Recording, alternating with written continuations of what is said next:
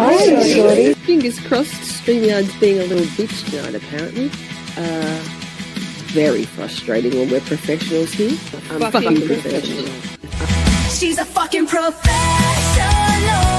No, goddamn it. Miss Shorty, you're muted. Miss Shorty, you're muted. God, yes. Endearing, it's iconic. Cheese breaks, fake breaks, staying hydrated. It's Shorty time. She's a fucking delight. Trial watching, trials and tribulations. It's Camp Shorty calling all nations. What are you drinking? Shall we skip this part? Left or right-handed? Shit, she slid it to the start. She's a fucking professional. Yo, goddammit. You're muted, what? And daring, it's iconic. Cheese breaks, fake breaks, staying hydrated. It's Shorty time. She's a fucking delight. Psychology corner.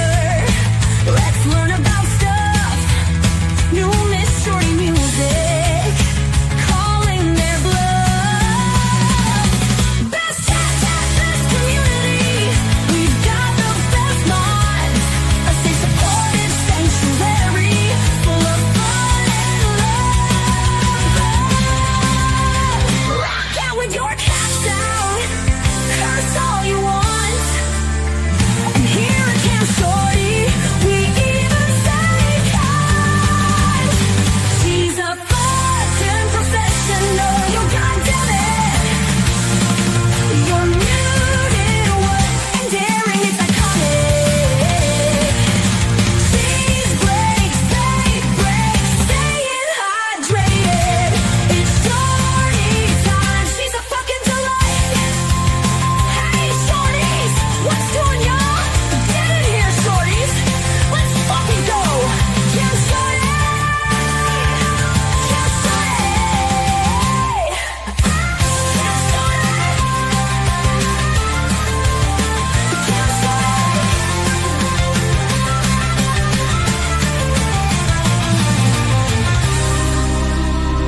Camp Shorty.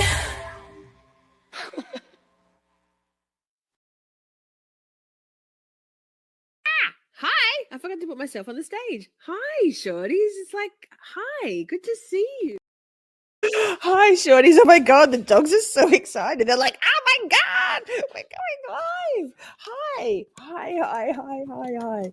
Lol, funny story. So my green screen background has been temperamental yesterday and last weekend. One for you, big boy. And one for ladies. Poppy, that's a big one. That's what she said.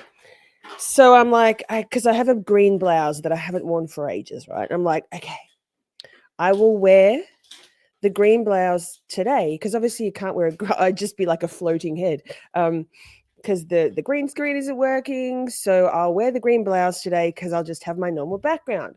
And then I logged into StreamYard and the green screen background worked. I was like, I'd ironed the blouse. God damn it. I should have worn it just to be hilarious, just to be a floating head. Anyway, hi, Shorties. How are you? Happy Saturday, y'all. Happy Sunday in Australia. Happy Vision. Let's do it. Fuck. Now, Bookie's here. Hey, Bookie, good to see you. Nicholas Ticklus, good morning, good afternoon, and good evening. I'm just checking my mic's working. It is. Simi, sup, girl. Mina, in my cleaning project, I found this quote so perfect for us. Well-behaved women rarely make history. Amen.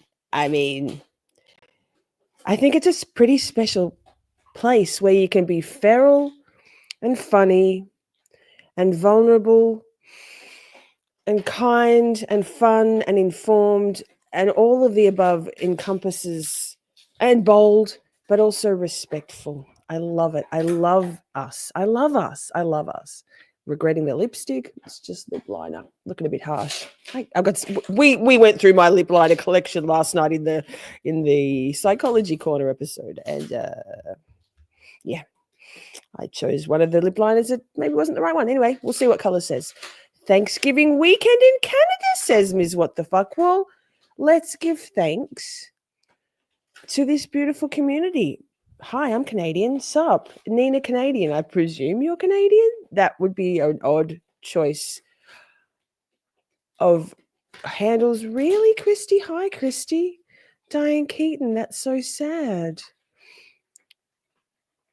Simi says, I'm making dinner, so granddaughter Heaven will be typing for me. Say hi. Hi, Heaven.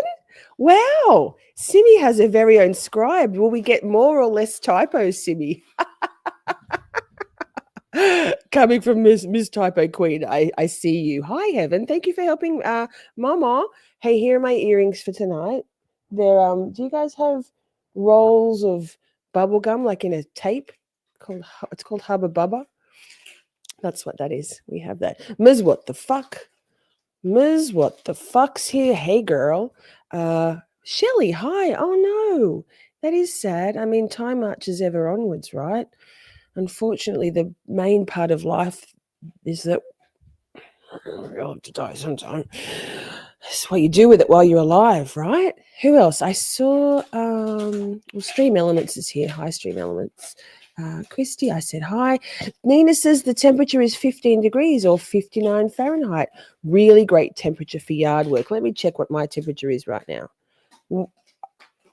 I'll say my temperature in Celsius, and then Nick can rub it in my face that his is about 10 degrees higher. Right now in my suburb, it's 11 degrees Celsius. So I guess that's like what, 55? 54? Me and my maths. Grass is green enough's here. Hello, amazing. Rachel's here. Wow. I love to see you all. So what did we do? Oh, wait, I have a feeling maybe Ms. What the Fuck. Well, good point. Replay crew. Thanks. Hi, Teresa. I still don't know exactly how to say your name. Could you please phonetically type it? Is it Teresa? Teresia? Teresha? Could you please tell me? Wait, that's not even Teresa. Neither. I love to know. Like, I've mastered Heather. I can absolutely master your name. Now, replay crew, hi. Hi. If you'd like to watch our amazing chat, best chat on YouTube, on your handheld device, your Android, your iPhone, I can't. I'm going to have to try to be less judgmental on Androids. Anyway, any kind of thing that isn't a laptop, easy peasy. All you do is go to the comment tab, and there's a couple of little buttons, little dots up the top, right-hand corner. Swipe left on them, and it will give you the option to watch the live chat replay as well as typing, as well as leaving a comment. Love you. Also, timestamp down below. All of the above. It's okay. Wait, now it's Teresa, like or I guess double it. Okay, Teresa. Thank you. Oh, Teresa.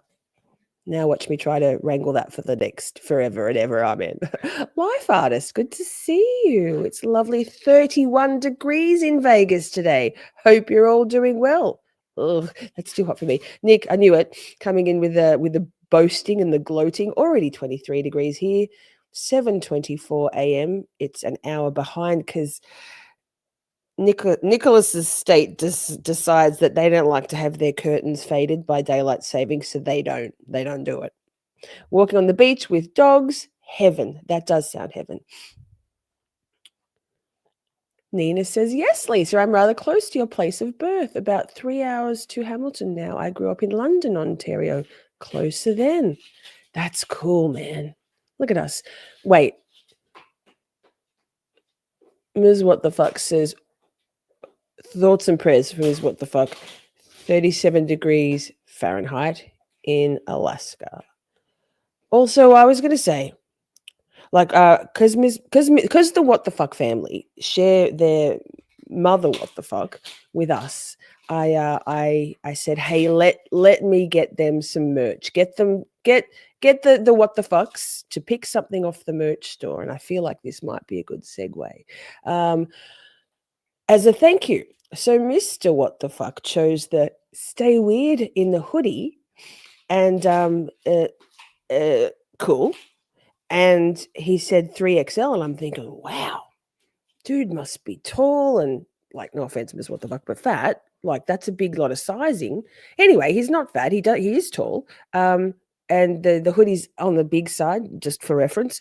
But he had shorts on in the photo that Ms. What the Fuck sent me, and I'm like, I was going to say to you, Ms. What the Fuck, like, what is this? Is this Tully? Does he wear shorts year round? I have questions. Where is he? How's it going? Popping in to say hi. I'm showering, lol. Lovely. Enjoy. Very cathartic. Oh, this is cooling off for us, Lisa. I'm okay with hot weather if I have air conditioning. Sadly, I don't have air conditioning where I live. So that. Currently raining and 48 degrees in Idaho. Perfect day for curling up and having potato cheddar soup. Rachel put it in the cookbook. Now, shorts year round, of course. Okay. Socks? Is he a socks or a no socks kind of neurodivergent? Hey, Ms. What the Fuck, shall I bring you up? Do we have a couple of little things to show the crew, the shorties? Let me do this. I know you won't be there because dumb. Oh, hi, I love your avatar. Hello. Hello. I'm still having a little occasional chuckle about how I really had to pretend like I knew how funny that avatar was because I didn't know the movie. I'm like, I know this is supposed to be funny, so So I don't have anything new right now. I'm working on stuff, but we do have some stuff going on with the merch store that is new that we can show off. I was feverishly working this morning, and you're always feverishly working. You're we should call you Ms. Fever What the Fuck or Ms. What the Fuck Fever. So we should have a few things out later today or probably tomorrow, maybe. But let me pull up the store. This one, oh my God, this one's so exciting. I think I dropped a little breadcrumb last night about, I did, because I always spoiler alert things and Ms. What the Fuck behind the scenes goes, shh. I can't. I'm just excited. I don't like surprises. I actually enjoy the anticipation of knowing something good's coming, so I tend to impart that philosophy on others. I just laughed so hard I snotted. Great, I'm so classy. So I said last night, hey, we are going to introduce the Shine logo into the merch, and I actually couldn't have possibly imagined that the pants would come up so beautifully. What do you got?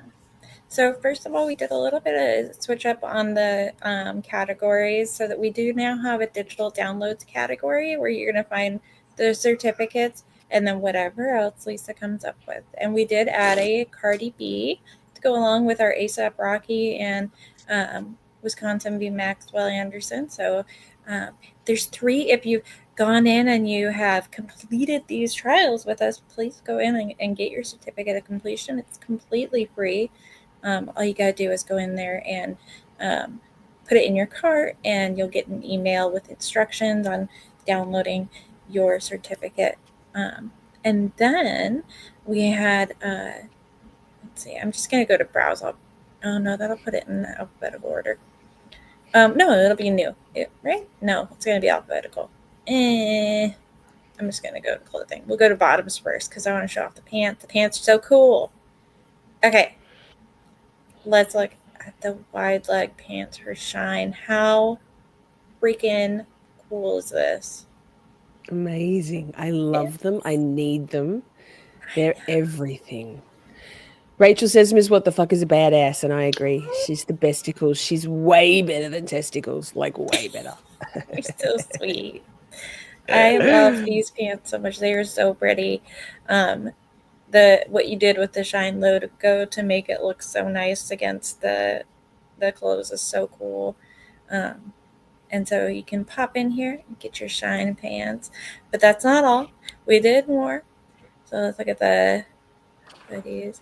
because what? We got ourselves a jacket, which So is that's the same style as the 69 jacket. So I've got I wear them occasionally, the all over bold and mysterious print, and then that's black and purpley color, and then the white one with the 69 on the back, same. Oh, it's so pretty. It is so pretty. I I mean, love come it. on. With the little Come on. details. It's just so nice. And So then- they've got a really light, not even a fleece. It's almost like a soft brushed in lining. So they're a lightweight kind of bomber jacket. Pretty true to size. I love mine. I'm definitely going to be getting that one. Love it. And then let's look at the t-shirts now. I'm just gonna scroll. Pardon the scrolling. Don't get nauseous. Hold your tummies and let me scroll through. Sorry. Here we go. Okay. So we have a long sleeve tee. I'm just gonna click on it because it's so pretty. And the Shine logo looks best against dark colors right now. With what we had, so all sorts of colors you can pick from, but it's so pretty, and so it's on the really nice, cotton fabric with It's really. Oh, I like that too. That's nice. Even though I generally prefer it on black, that's nice, isn't it? Yeah, it just pops on everything that you put on, and then the regular Bella and canvas that we like to do for the thing. And I also put it on this purple, which is a lighter color, but I do like the way that it pops a little bit on the purple. So that's the only light color that I thought really worked with it. I love it. But the rest of them are darker colors. So, and then we have a V-neck, which also looks really good. There's not a lot of colors in the V-neck, unfortunately, but because they just don't offer a lot. But it's the same Bella and canvas fabric and everything. So if you like the t-shirts, which seem to be really popular, the Bella and canvas, then there you go. Does the long sleeves have the thumbnail? No, it's a regular, but they're not a long sleeve. Like it's just basically a casual layering thing. Good for in between seasons. There are many options on Fourth Wall as to what you can put your designs on, but there are a few gaps. Like, for example, Ms. What the Fuck only wears ankle socks. I think Shelley said the same thing, Pokemon. And so they don't have ankle socks. Rude. Right? Rude. I know, it's so disrespectful. Oh, I suppose I could have just gone here. It has all the new stuff. So that's what we have so far. Obviously, we're going to keep adding stuff as we go. They didn't have the hoodies that we normally use. They didn't have those available right now because they're all sold out. So I guess this time of the year people are buying up. We'll add to it as we go. And if there's anything that people think of course, please let us know through the contact me or contact us. I don't remember what it says, but if you go to the Miss Shorty website, contact us on Miss Shorty website. Go in there and let us know, because obviously if it's something you want and something you'll buy, then it's something that we can make and put out there. So the way it works, just so you know, like these aren't all printed and in stock. They're print on demand. So once you order something, you get updates through your email as to whether it's the order's been processed and then in production and then out for delivery and then delivered. It's a really cool thing. So thank you, Ms. What the Fuck. That's so exciting. Can you add a t-shirt with a picture of Judge Jemmy and me holding hands? I mean, yes, we can add anything, but Nick, would you actually buy it? That's a thing, Nick. We got to see results from you. And not just with your tissue usage, for goodness sake. Sorry, but he went there yesterday. All right. That's amazing. Thank you, Ms. What the Fuck. How exciting. I love it. Thank you for everything you do. Ms. What the Fuck is building her arsenal, ouch, building her arsenal of skills, and I'm so impressed. You're so wicked smart. Smart. I can't say it anymore. I've lost my Boston accent. Hey, shall we go to court, everybody? If you recall, we were up to, oh, here's my exciting news. For some reason today, my second monitor wouldn't turn on. Turn on. Sibby's scribe says, Mama said Nick started it. Heaven, you are so right.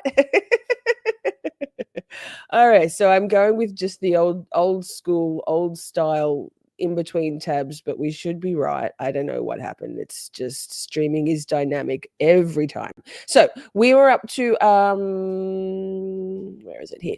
We're up to the lunch break. I don't think I've done anything to get beyond the lunch break, but you know me. Oh, look, I love the tabs, toggling between tabs. That's fantastic. I love it. Thanks, Miss What the Fuck. Let me go to here. Full screen. So we start with Jessy. Nice. Now what? Let me just walk and talk chat. Lunch break. Okay. Oh, there was some was there? No, I just think it might have scooted back a little bit. Okay. Now there's some peak. Oh, there's Nick's lady friend. And play. Thanks. Oh, wow. I haven't done this for a while on the one screen. Yikes. Is it muted? Yeah, babe. You're muted. Bailiffs that when you walk up with paper exhibit, let's before I forget. So let me go on the. Wait. Okay. Have we got captions? Wow. Well, I know, but I need to tell them this before I forget. So let me go on the record. I know you need to test the AV quick, but I just want to make a record of Juror 29 told one of the civilian bailiffs that when you walk up with paper exhibits, he's the last spot. He can see them before they're offered. And he just wanted us to know. So we have the document camera now out, which would have, I'm not saying you can't approach the witnesses, but if you want to use the document camera, it's there. And that's a good way to do that as well. Or just be mindful when you're walking up. All right, we'll go back off the record while you test. Oh, my God. Objection boomer. How did we? It's halfway through the day, for goodness sake. So this is day 6, part. Oh, she's laughing. I won't scoot through that. Day 6, part 2, after lunch, because we broke up the day of court, as you recall, into 2 sections so we could also have psychology corner while we're just gazing lovingly at Judge Judge Jenny. After this, we have there's a portal set up. Psychology corner is back. It's a little bit different for us. It's 2 guys talking, so there's a little bit of broski talk. There'll be a little bit of, I don't know. The host is he relaxes into it after a while, but he's trying to be wicked smart, like Ms. What the Fuck, and he says some words that I'm like, I think the one that really stood out to me was decomplexify. I'm like, just say simplify, man. So it's a really interesting conversation. It meanders through influence, how to read people. I did a clickbaity thumbnail and a clickbaity title because that's how YouTube wants it. Ugh. But it's not only psychopathy and narcissists. It's a really interesting conversation. Love, like 10-10. But shall we scoot through Judge Demi looking like she's bracing herself for the galvindeeznuts and cabbage kukla? She looks like she is, but let's just look at her. Nick, are you looking at the screen here? He's like, yeah, one eye on the screen. I'll take any motherfucker's money if he giving it away. What do we got? Nicholas Ticklus, Judge Debbie, Miss Shorty, Ms. What the Fuck appreciation post. Oh, Nico. What would we do without Nico? We love you too, Nick. Now we'll make you that t-shirt and you have to order 5 of them. Also, I'm insisting that you buy the Miss Shorty swim trunks for your walks on the beach with Elvis the dog, or Elvis the legend. I don't know. Is he dead? We'll see. Thank you, Nick. Wait. Hey, what happens if I put you? Oh, well, I have to now, don't I? I have to put you down on the merch raffle draw. Oh. And then you'll probably win. And then you'll say, yeah, my prize needs to be my Judge Demi Nicholas Tickler's holding hands, walking on the beach, no doubt. Like, I guarantee you, Ms. What the Fuck will make some sort of image for us as we're rolling through court today. Nico, I'm going to write Nico. Manifest that shit, Nick. All right, let's scoot through this. God damn, I'm so used to having different screens. This is crazy. If only we could hear her right now. I can't even see myself when I do that. Okay, she's so beautiful. I love her. Did you mute it again?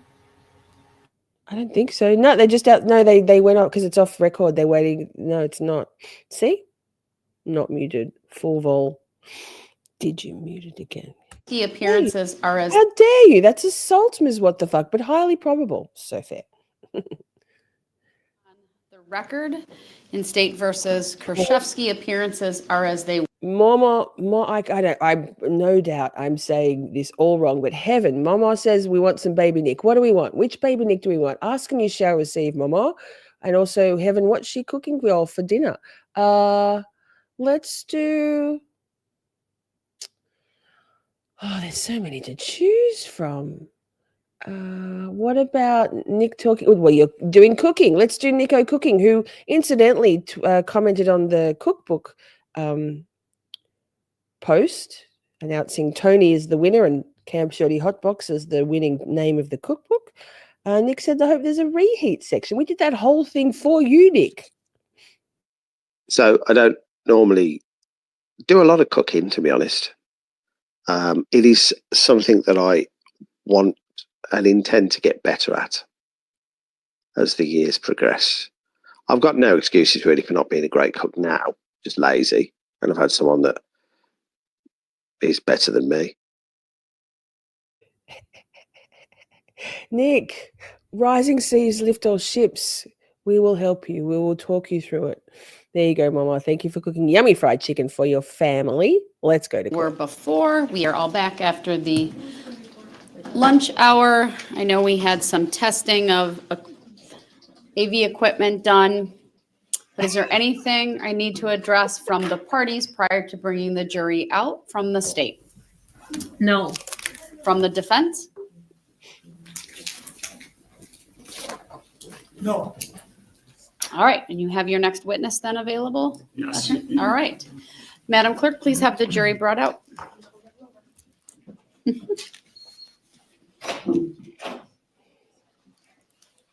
Okay, who have we got? Let's get ourselves back in the game, back in the swing of things. Of course, it looks like we're on some sort of crazy normal speed right now. Wow, what am I doing with my life? Disappointed Abby's wearing pants today, but fine. Oh, here we go. Law enforcement, what do we think? No, that was a person in the gallery. Yikes.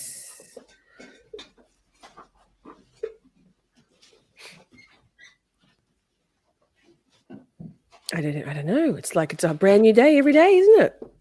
But this isn't. This is just after lunch. Oh. All rise for the jury. Oh, she looks rough. Good. Calm as a bitch.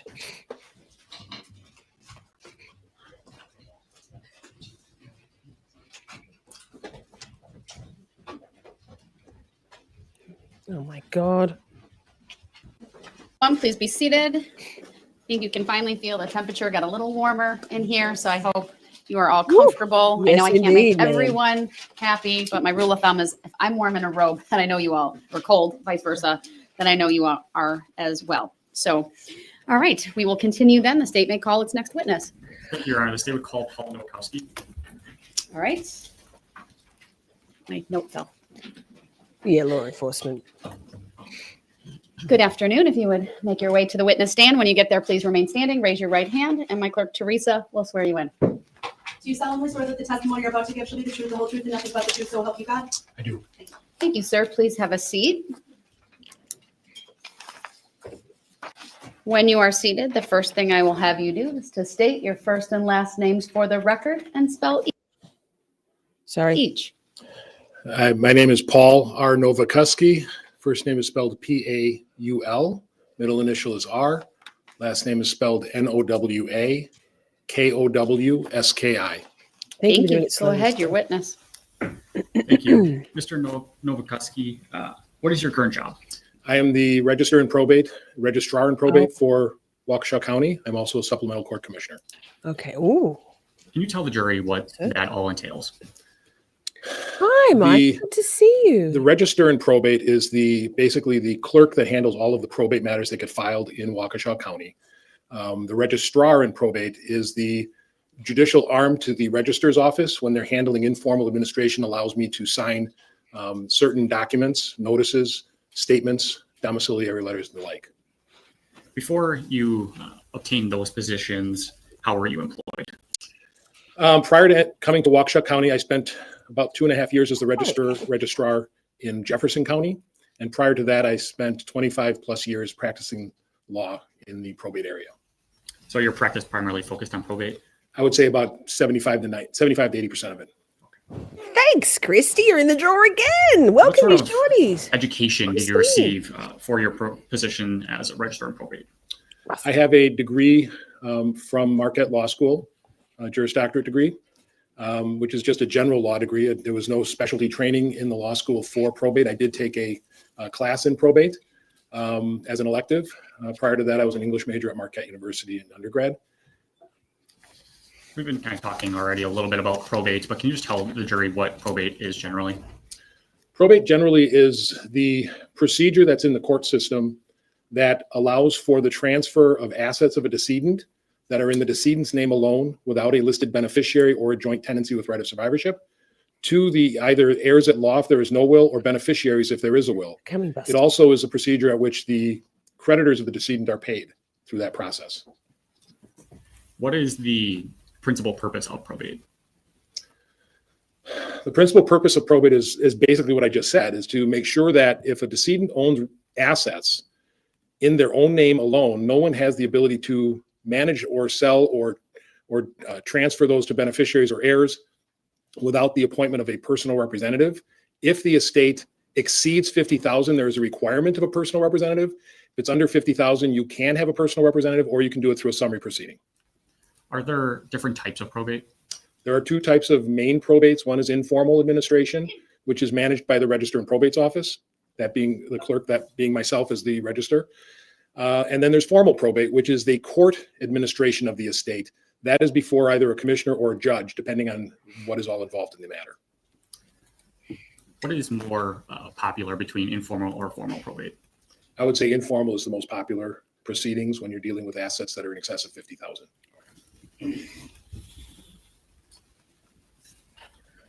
If there's a will that exists at the time of death in a probate matter, how is a personal representative appointed? Well, the will nominate someone as the personal representative. That nomination is purely that, a nomination. Until the will is admitted to either informal probate or formal probate, that is still just a nomination. If the will gets admitted and the court, either through the registrar's office in an informal administration or through the judge in a formal administration, they will then appoint the personal representative, whoever that is agreed upon or determined based on the needs of that estate. Okay. Speaking further about personal representatives, if a personal representative is appointed and they are represented by an attorney, whose interest does that attorney represent? That attorney represents the personal representative in the administration of that estate. It's a misconception a lot that that attorney would represent the estate. They are truly not doing that. They are representing the individual as the personal representative. So I just briefly mentioned a will. If you could just tell the jury what determinations are made in admitting a will to probate. Well, first of all, the will is required to be in writing, and it is required to be witnessed by at least two non-interested parties to the administration of the decedent's estate. It can be admitted, it can be witnessed by an interested party as long as they are not getting any more than their intestate share through the will itself. We just started. But normally it's in Wisconsin, it's two witnesses. It can be more. And there is something called a self-proving will, which is where the signature of the testator or the testatrix, that's being the decedent, and the witnesses are notarized by a person who is a notary public. How is a disinterested witness defined or determined? They basically cannot have any interest in inheriting any assets of the estate. They can be nominated as a personal representative and still be a witness to the will as long as they're not inheriting anything beyond their intestate share. When I say intestate share, I mean the share that they would receive if there was no will. What's the next Pause. I'm just going to say, sorry, sir, wait. step in the Oh, I'm just going to say, this sounds all like Greek to me. Civil stuff, I kind of know. Criminal law, yeah, man. Ask me anything, almost. But probate law, yikes. And imagine being a probate lawyer. I know family law gets down and dirty, like bad, like contentious. Wendy Adelson, what's up? But lordy dordy, I can't imagine how skullduggerous the parties get in estate probate law and having to litigate and interact with people scrabbling for what's due to them in their own eyes after their loved one has passed away. Ugh, that's going to be a hard no from me. I am an attorney, but I'm a criminal attorney. probate process I'm after not, a I'm will not, has I'm been not. admitted to probate and a personal representative has been appointed? We would, in the appointment of the personal representative, Pause, sorry, one more thing. I just looked over and Timmy is on the dog's beds because they wanted to go outside and he's just sitting on one of the dog's beds doing his making dough, making biscuits. And no one else is there, just him. Cute. then we would issue domiciliary letters. And those letters give the power to the personal representative to step in the shoes of the decedent and do all things necessary to administer that administration, to pay any outstanding creditors, pay any bills, and distribute any assets throughout the course. We would also schedule if it's on notice, meaning that if there was a hearing on the admission of the will, there would be a deadline for filing claims, which is usually between 3 and 4 months after the notice has been signed.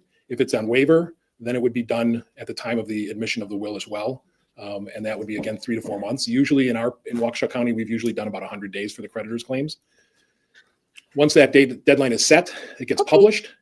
In Waukesha County, we use the Waukesha Freeman, although it can be a different newspaper as long as the newspaper is published once a week and it has a certain circulation level, which off the top of my head, I don't know what that is.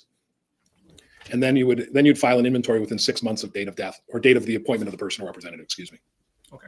So I want to kind of go back to the creditor portion of this. Mhm. Does the personal representative have a legal or fiduciary duty to notify those potential creditors? If the personal representative reasonably should have known of a creditor, they are required to send to them a copy of either the notice to interested person and deadline for filing claims if it's on notice, or the notice to creditors if it's on waiver. They are required to send that to them, giving them the deadline for filing that claim.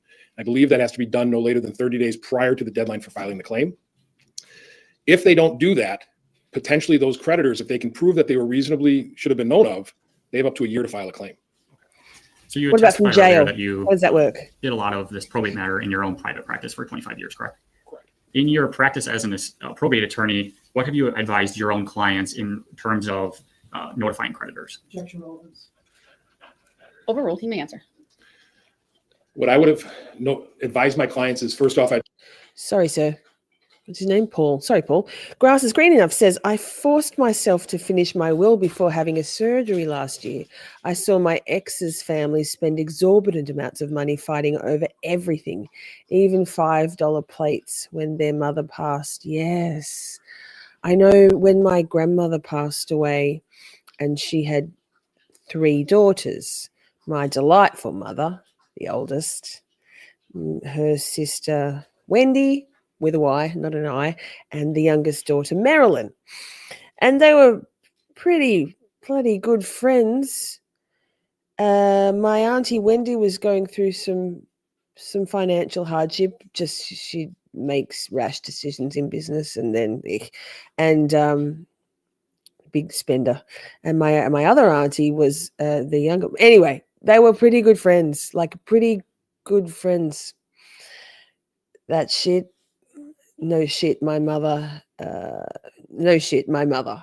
Anyway, that whole thing divided them. So sad.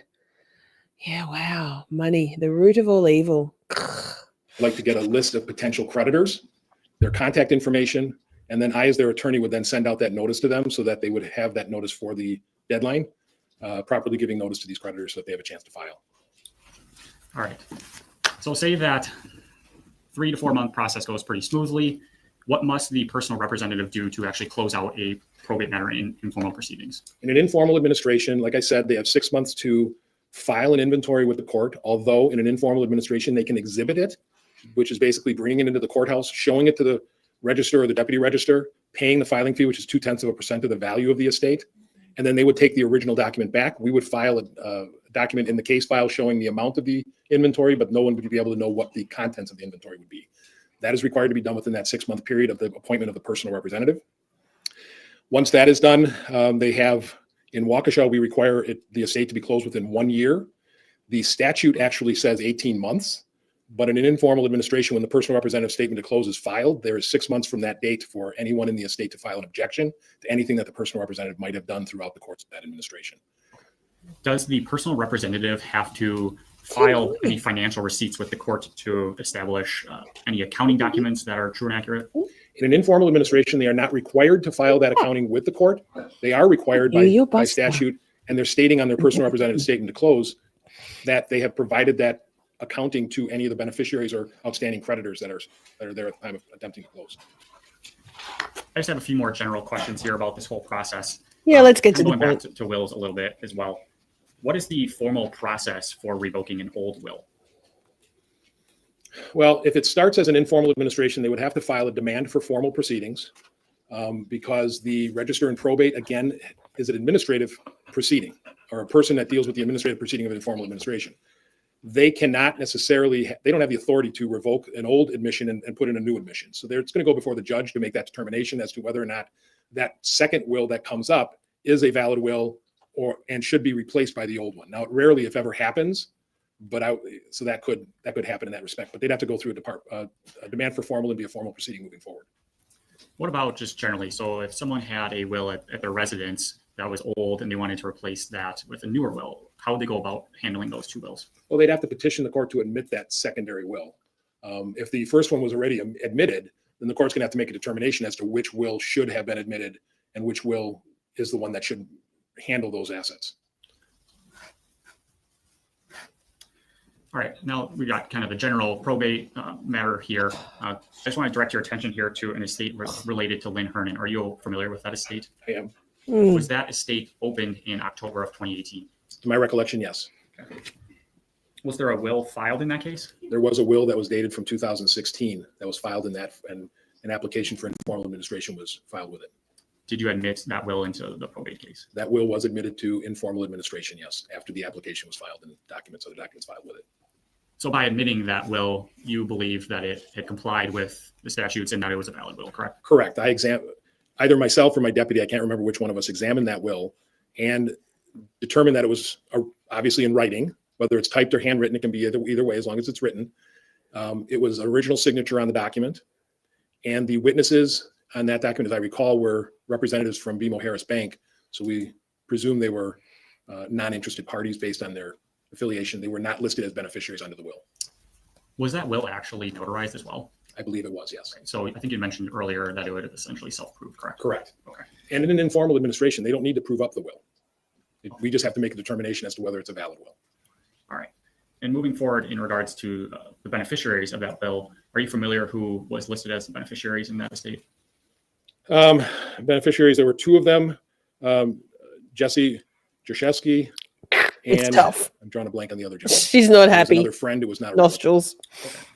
If I was to tell you that name of Anthony Poza, would you have any reason to disagree with that? No, that is the correct name as I recall now when you told me that.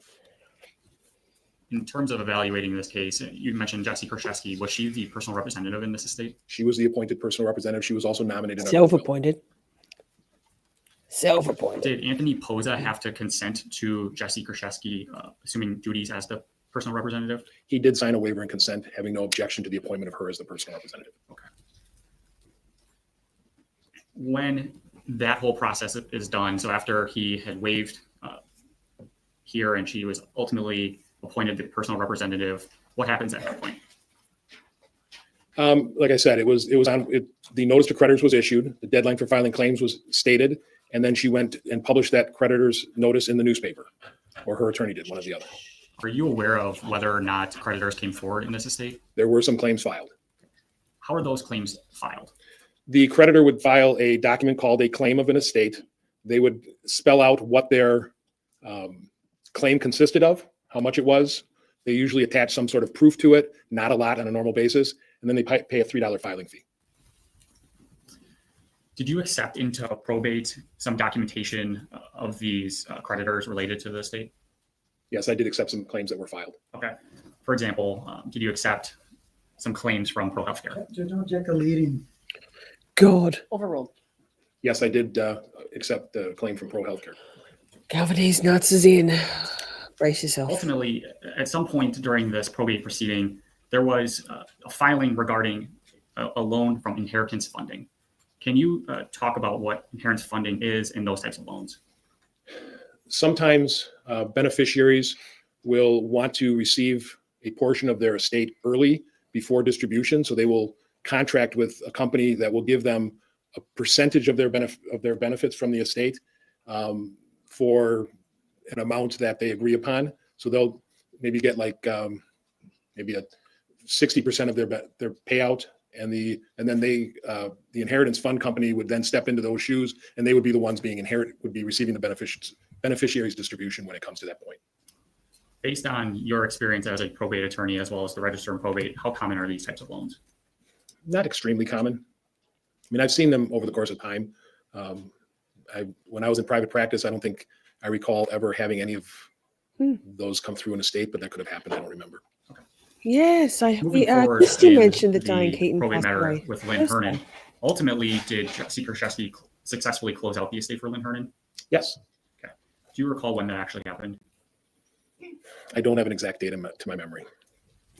Are we talking spring of a year or 2019? It was within the 1 year period, I believe, that it got closed. Oh God, my It did tummy not started appear on the rumbling ownership already. laws at any point in time during the course of Oh, the I estate. could have breakfast. That part of the estate. Can you close out an estate if any outstanding creditors who file claims against the estate are not paid? If a claim is filed against the estate and it's filed appropriately with the court, then those claims have to be satisfied before I will allow the estate to be closed. So you mentioned earlier, though, that ultimately this was successfully closed, correct? Correct. All the claims that were filed prior to the filing of the personal representative statements were satisfied. There were estate receipts from all the parties involved. Once a probate file is closed, what happens if any other creditors come and say that they have some claims against the estate? There's two theories on that. Potentially, a lot of attorneys that represent estates would want to have that claim resolved. So they may petition the court for a special administration or a request to reopen the estate. As I stated earlier, when a personal representative statement to close is filed, if it's filed within that 1 year period, there's 6 months, or whenever it's filed, there are 6 months after that the estate should remain open for some of these things to happen.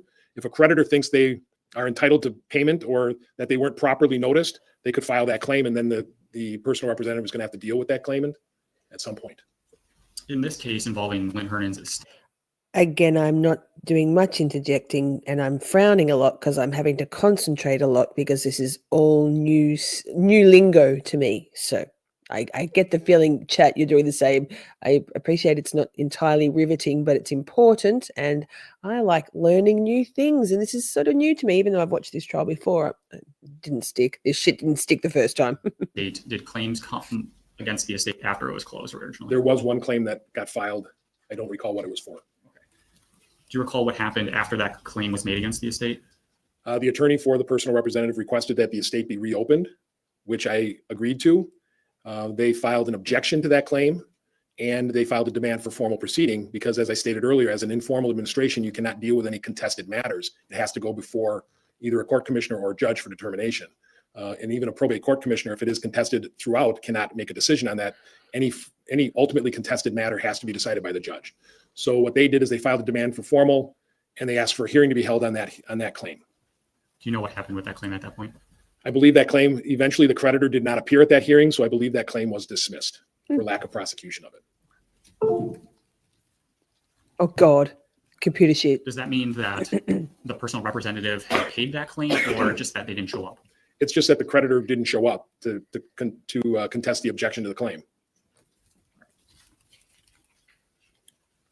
Moving forward in this, after the estate was reopened, did an attorney, Beth Taylor, get involved in this? She was retained by Mr. Posa as the other beneficiary in this matter. And then further on after that, did attorney Lisa Martinson cease being involved in this case? I believe she withdrew as representing the personal representative at some point. Okay. Not me. I would never. And later on, even more so at that point, are you aware of a time in this estate where Jessy Kurczewski was removed as personal representative? A petition was filed by attorney Beth Taylor on behalf of her client, Anthony Posa, requesting that she be removed as personal representative in the estate. And that came before, I believe that matter was contested.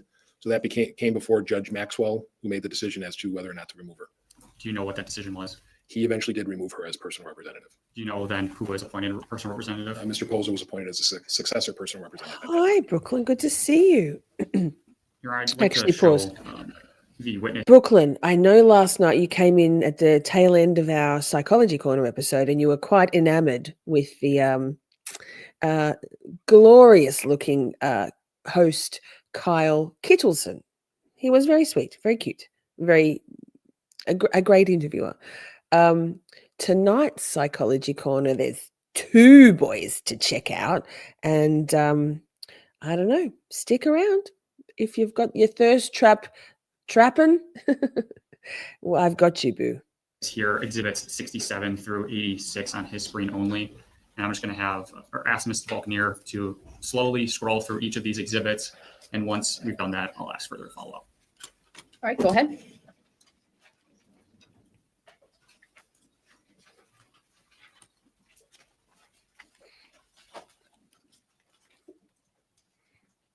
Well, so while I think of it, make sure you're subscribed. I'm pretty sure fucking YouTube is unsubscribing people. I can't explain 50 plus unsubscribes in the last week or so. So just make sure you subscribe, hit that bell. It's free. It helps support the channel. It keeps me from wallowing in the quagmire of depression about reverse analytics. After seeing all of those exhibits, are you familiar with these exhibits that just have been shown to you? Yes, I am. Are these all filings in the probate matter involving Lynn Hernan? Yes, they are. Do those appear to be true and accurate is copies the, of those filings? Hey, girl. To the most part, I think some of them only have like 1 page, but not the full document. Okay. But what you've seen here, you don't have any reason to believe that they've been doctored in any way?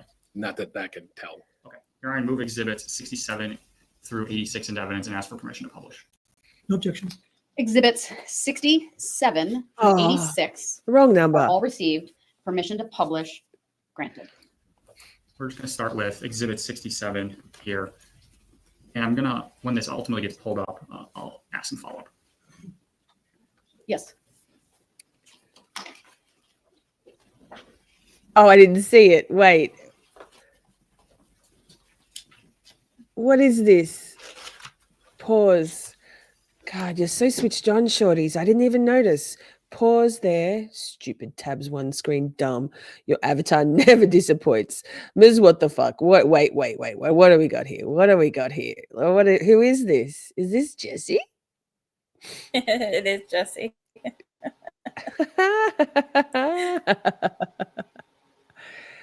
Gross.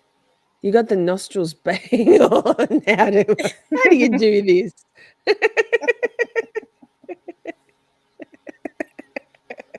Oh my God. Heating up the very dry testimony right now.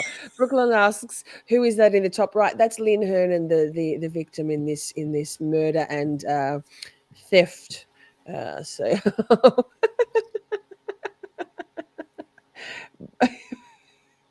Oh my goodness. You're so good. You're always so feverishly being busy behind the scenes and it never disappoints. I love it. Everybody loves it. Thanks, girl. Okay, back to this. We're scrolling slowly. By the way, chat, I think we did a really good job of handwriting analysis yesterday. That was fun. I loved it. I couldn't do it today because I've only got one dumbass screen, but here we are. It's in the jury box. Awesome, thank you. It's in the jury box. So Exhibit 67, what is Exhibit 67? That is called an application for informal administration. It is an initiating document for opening of informal probate. On that document, does it discuss further down on page 1 a will dated November 26, 2016? Yes, it does. Okay. And further down, does it talk about, on the top of page 2, does it talk about who is nominated as personal representative? It does state on page 1 who the nominated personal representative is in the will, and then it also states that they are nominating that person as the personal representative. It is actually on the line above paragraph 8 where the initial nomination shows up. Okay, thank you. Which is just Can we move below to Exhibit the 68, closed please? captions. What are we looking at in Exhibit 68? 68 is the first page of the will that I believe was the will that's discussed in the application of informal, but I'd have to see the final page to see the date. Okay. If we could just scroll down. All right. So that the date of that will was that Ms. Hernan signed that will in November of 2016. And it was. And that is the will that was admitted into probate in this matter, correct? That is correct.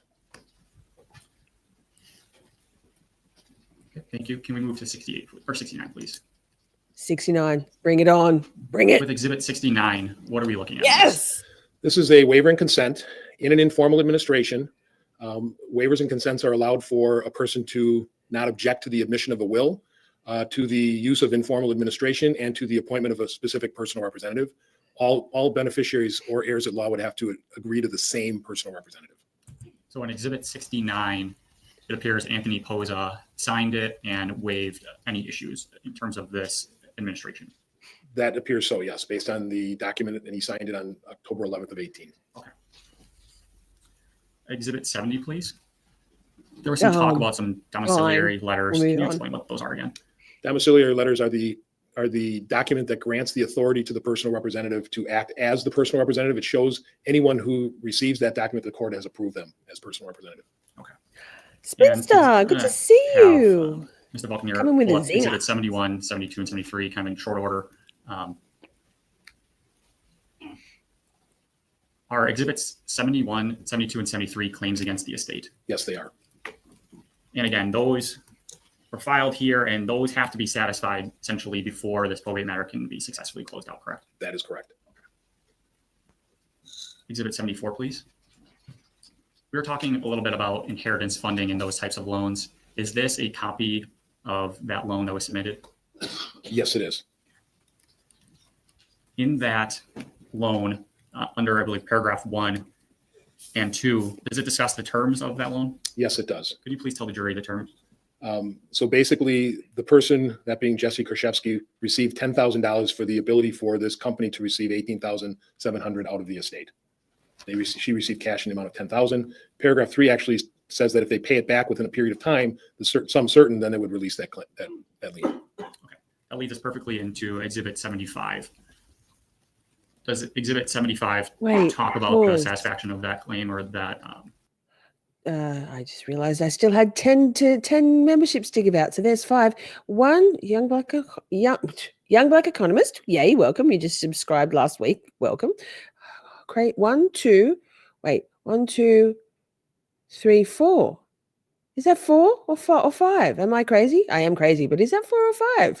YouTube's stooging me as always. I love you, YouTube, but do better. Is it 4 or 5, shorties?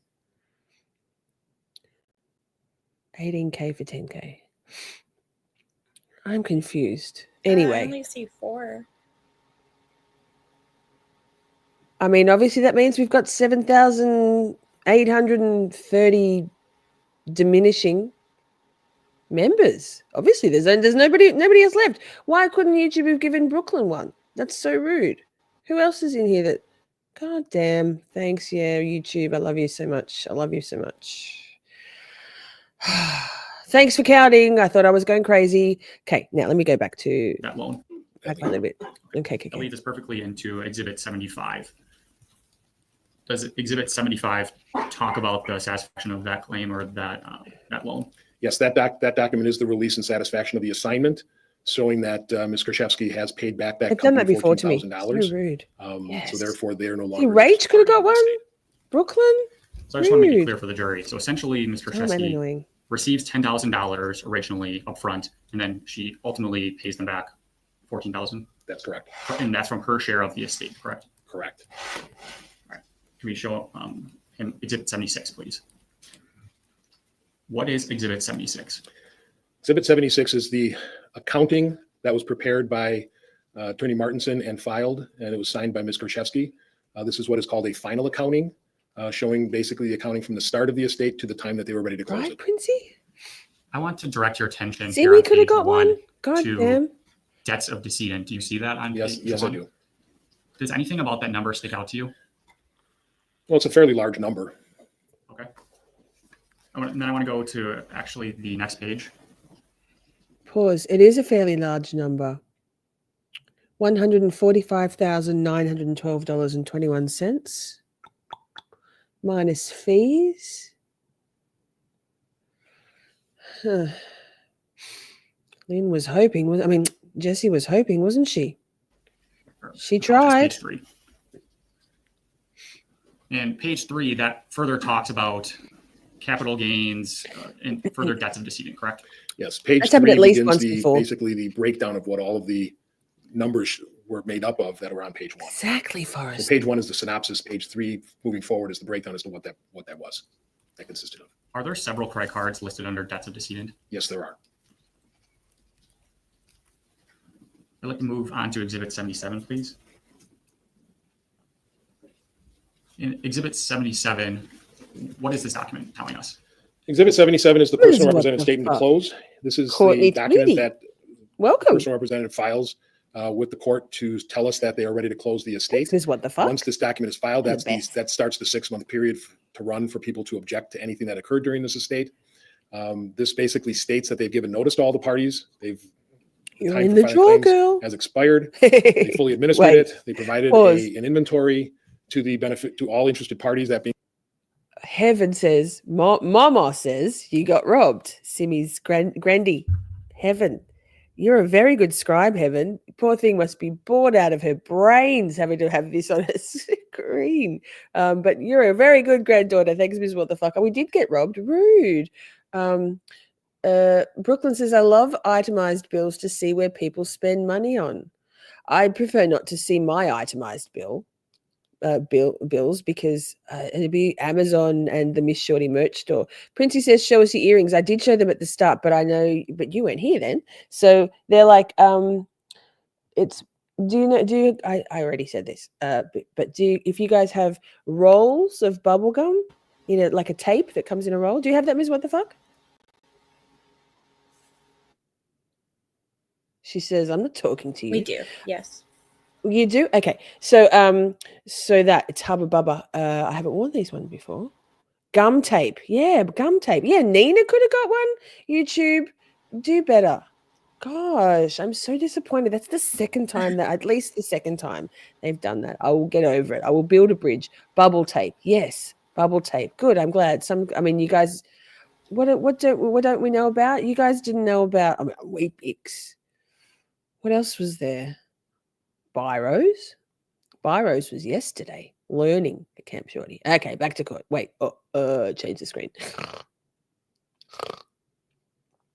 the beneficiaries in this matter, they've sent they've paid there are no unpaid claims.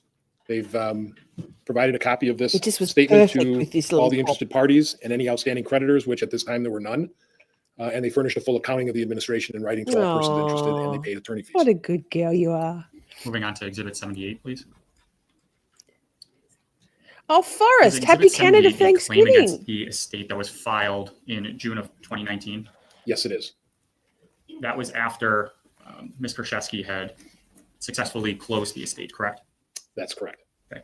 And I think we had gone over this, but someone can make a claim after the estate is originally closed, correct? That is correct. Okay. And then at this point, shortly after, sometime that summer, did Attorney Martinson move to reopen the estate? Yes, she did. Moving on to Exhibit 79, please. What is Exhibit 79? Exhibit 79 was the personal representative's objection to that claim that was just on the screen before. Perfect. As Exhibit 78. All right, thank you. Moving on to 80. Is this another claim that was filed against the estate after it had originally closed? Yes, this is a different claim that got filed back in July of 2019. All right.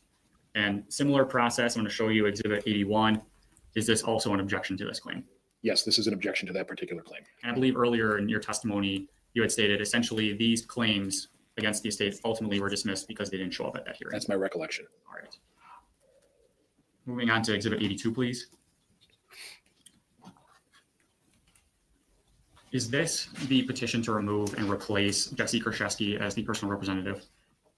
Yes, this is the petition that was filed by Attorney Taylor on behalf of her client, Anthony Poza. Thank you. Moving on to 83, please. What are we looking at in Exhibit 83? This is a document that was filed by Ms. Kurczewski purporting to be a will that was executed by Ms. Hernan after the 2016 will, but before she died. And this was filed, it was a handwritten document. I don't think, we looked at it, it was obviously an originally handwritten document, but we didn't know if it was an original will or not. You stated earlier, though, that a will being handwritten in and of itself is not a problem, though, correct? No, that's called a holographic will. Okay. Ooh, learning. Was this will eventually admitted into this estate? It was filed in the estate, but it was never admitted to probate. Why not? I believe the court, after it was objected to, determined that it was not a valid will. Or no, I apologize, I take that back. The court determined that notice was not provided. Judge, this is hearsay. Overruled. Yes, Judge Jenny. Continue. This came before Judge Maxwell in a hearing, and he dismissed this document because the document was not properly petitioned for admission and it was not noticed to the parties. Pause. Okay, now I was curious. Why is it called a holographic will? I've never heard that before. I've never heard many of these things before. A holographic will is called that because it is an entirely handwritten document from the Greek word holographos, which means written by one's own hand. It is a will and testament that is written out completely in the testator's own handwriting and signed by them. Well, there you go. I DK that. And you know what we got to do when we do that? It's learning time with Cam Shorty.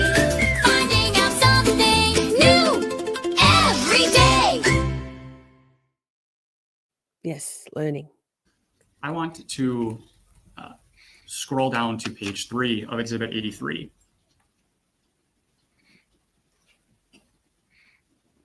Do you see who the witnesses are? The witnesses were Jennifer Flower and Jessy Kurczewski. All right, and I apologize, Mr. Buckner. Can we please scroll back up to page 2? I believe the main paragraph at the top here, the first paragraph, does it talk about who the beneficiary is of this will? Based on paragraph 3 of this document, or article 3 of this document, it listed Jessy R. Kurczewski as the residual beneficiary of this document. We talked about this a little bit earlier about disinterested parties. Does that cause a problem with her being the sole beneficiary and a witness here? Yes. Potentially, yes. As I stated earlier, a witness cannot receive any more than their intestate share of the estate. And Ms. Kurczewski, as my understanding, was not an heir at law, so she would not receive anything as an intestate heir. So if this will is actually admitted into the estate case, Ms. Kurczewski would have received nothing, correct? Correct. She could have been appointed as the personal representative, but she would have received no assets. It would have ended up going to an intestacy. And so they would have had to locate heirs at law to pass those on to. If we can move on to Exhibit 84, please. What are we looking at in Exhibit 84? This is a petition to remove and replace the last will and testament due to reasons stated in the will being produced. This is Ms. Kurczewski's attempt to get the document that was just as Exhibit 83 admitted to and replacing the will that was dated from 2016. Can you please read to the jury the date that this was filed? It was filed November 4th of 2019. And I apologize. Can we go back to 83, please? And scroll to the top of page 1. What date was that filed? November 4th of 2019. Moving on to Exhibit 85. What is Exhibit 85? At this point, it was Ms. Kurczewski's attempt to remove Mr. Poza as the personal representative, put her back into that position as to the will that was admitted or that was filed on November 4th of 2019. Similar questions to the last two. What date was this filed? The same date, November 4th of 2019. I just have one more exhibit to go through with you. Moving on to exhibit 86. What is this? This is Pause. Sorry. Forrest said, excuse me, it's still on the screen. I still can't believe Jennifer Flowers was never charged with anything. So I Googled, was she ever? And it didn't come up with anything. And I had forgotten this, but spoiler alert, and I quote from Jennifer Flower at the defendant's impact statements on sentencing, and I quote, "I don't believe she's guilty." Okay, babe. KK, babe. So I look forward to us raging at those statements when they arrive on our screens in a couple of months when we get there. believed to be a different version of that will that was originally filed on November 11th. This is another version of that will. What date was that filed? It was June 17th, 2020. Oh gosh, be safe there, Lainey. Can you get a room? On the top of Exhibit 86, does it make any reference to Jessy? Yes, it does state that Jessy rewrote and removed, I believe that says authority, and it says need to copy and notarize, serve copy to lawyers. Thank you. I don't have any other questions. Uh-oh. Cross exam. Can you keep that same exhibit out? He's so rude. Can you flip to the last page? But you use your manners, dickhead. No, Princey, it's not. Sir, We did some the will comparisons was signed by Lynn yesterday Hernan. You see together. your signature on there? Yes, And it was signed by her in July of 2018, correct? per that document, yes. Per that document. Can I see exhibit number 83, please? Oh, he's using manners now. Could you scroll to the last page? That will was also signed by Lynn Hernan, correct? That is correct. Can you take me to exhibit number 68, please?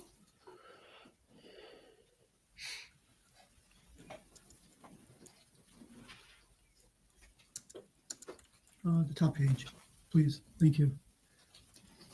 The last paragraph, sir, in that first page, second to last sentence, it says, wish I may own at the time of my death to Corrine Mary Poza, correct? Yes, And Corrine on that will is spelled K-O-R-E-E-N-E. Is that true? that's what it says right there, yes. And that's not her, you would know if that's her correct spelling or not her correct spelling, correct? I have no idea if that's a correct spelling. I have to assume it was when it was filed. So if I would tell you that Corrine is spelled K-O-R-E-E-N based upon her testimony, would that affect the will? It probably could not. It might. Depends on what the objection to the will would be. But her name is, if her name is spelled K-O-R-E-E-N, it seems like somebody misspelled her name, correct? Could have been a drafter's error. And quite frankly, it's a contingent beneficiary. It's not even the beneficiary that was named in the will. She only would be receiving if the other two were not there. Correct, but if her name is spelled K-O-R-E-E-N, it was misspelled on the will. Yeah.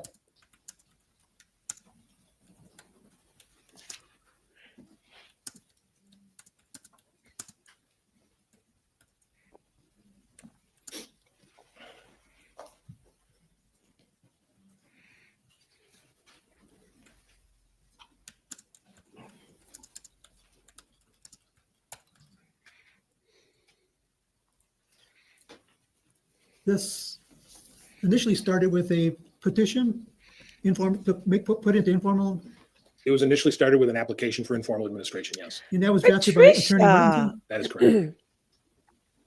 Hey girl, good to see you. Come on in, Patricia. We're watching some very dry but very important probate law, some testimony from the fellow in charge of God, I don't know any of the terminology. Anyway, it's kind of dry, but it's very important. And we just before the what was it? Evidence number? No. Yeah, evidence? What?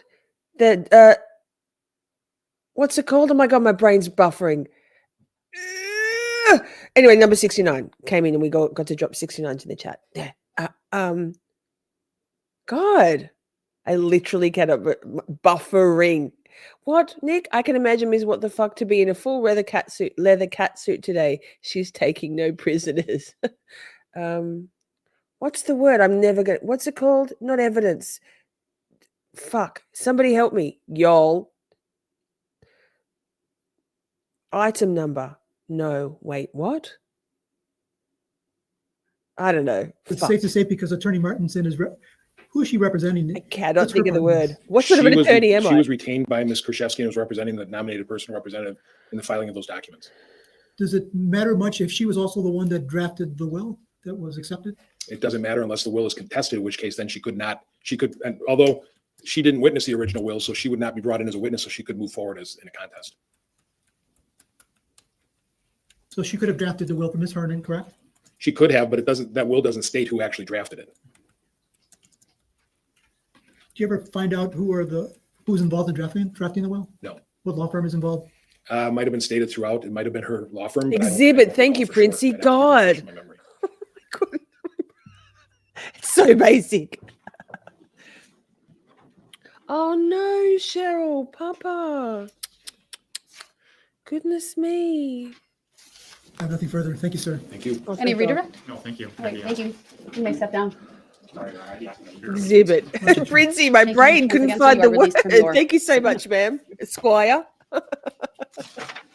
I call myself an attorney. Good Lord.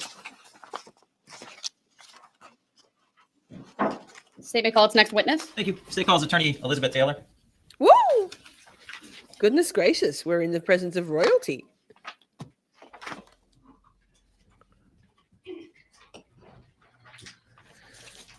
Yes, Momo's right. Princey's right.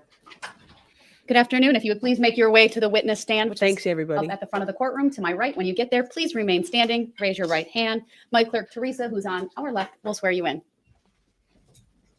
Do you solemnly swear that the testimony you're about to give should be the truth, the whole truth, and nothing but the truth, so help you God? I do. Thank you. First thing I will ask you to do is to state your first and last names for the record and spell each. Elizabeth Taylor, Elizabeth We've got this one. Taylor. Thank you. Hey, Judge. Good afternoon, Attorney Taylor. How are you employed? I am an attorney at Walden Knights Ginkgo here in Waukesha. And how long have you been an attorney? Okay. I've been an attorney for about 27 years. Do you practice a certain type of law? I do. I do estate Since planning and Berger. estate administration. Is that the entirety of your practice, or do you do some other things here and there? I guess there are some other Wow, she's got great hair, so thick, beautiful curly. I bet you she hates the curls. I love it. I'm so jealous. things that come into play from time to time, but all of it is related to estate planning or estate administration. And is that the type of law you've done for your 27-year career? It is. Okay. And just real briefly, what was your educational background leading into becoming a lawyer? I went to undergrad at Northwestern in Chicago, and I went to the Cheryl. University of Wisconsin-Madison for law school. As a probate or estate attorney, what's your general job duties? I would say my job is really divided into two parts. The one half of it is working with people to develop their estate planning, wills, trusts, things like that, powers of attorney. And then the other half, the estate administration piece, is helping families after somebody has passed away, settle all of the financial affairs. In your daily job activities, do you ever represent personal representatives of estates? I do, very often. And as a lawyer, how do you assist a personal representative?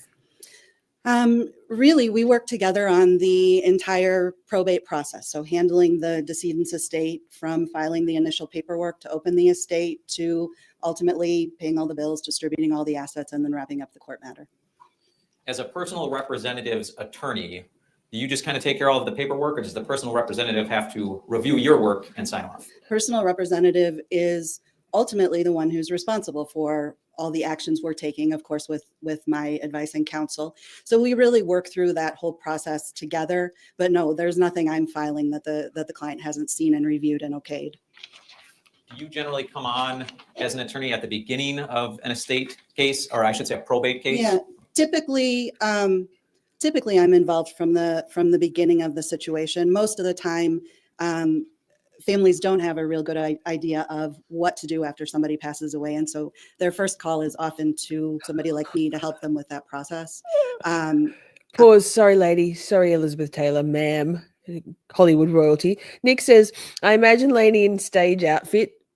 Simi is in a singlet and denim shorts. Princey is in full gridiron outfit, including helmet. Princey's like, football? Massive shoulder pads on Princey.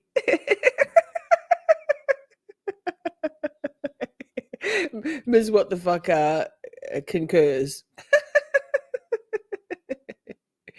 There are, though, some cases where somebody else has been involved at the beginning and there's something going wrong or something isn't working right, and they bring in a different attorney. So there have been some estates that I've started in the middle, I guess.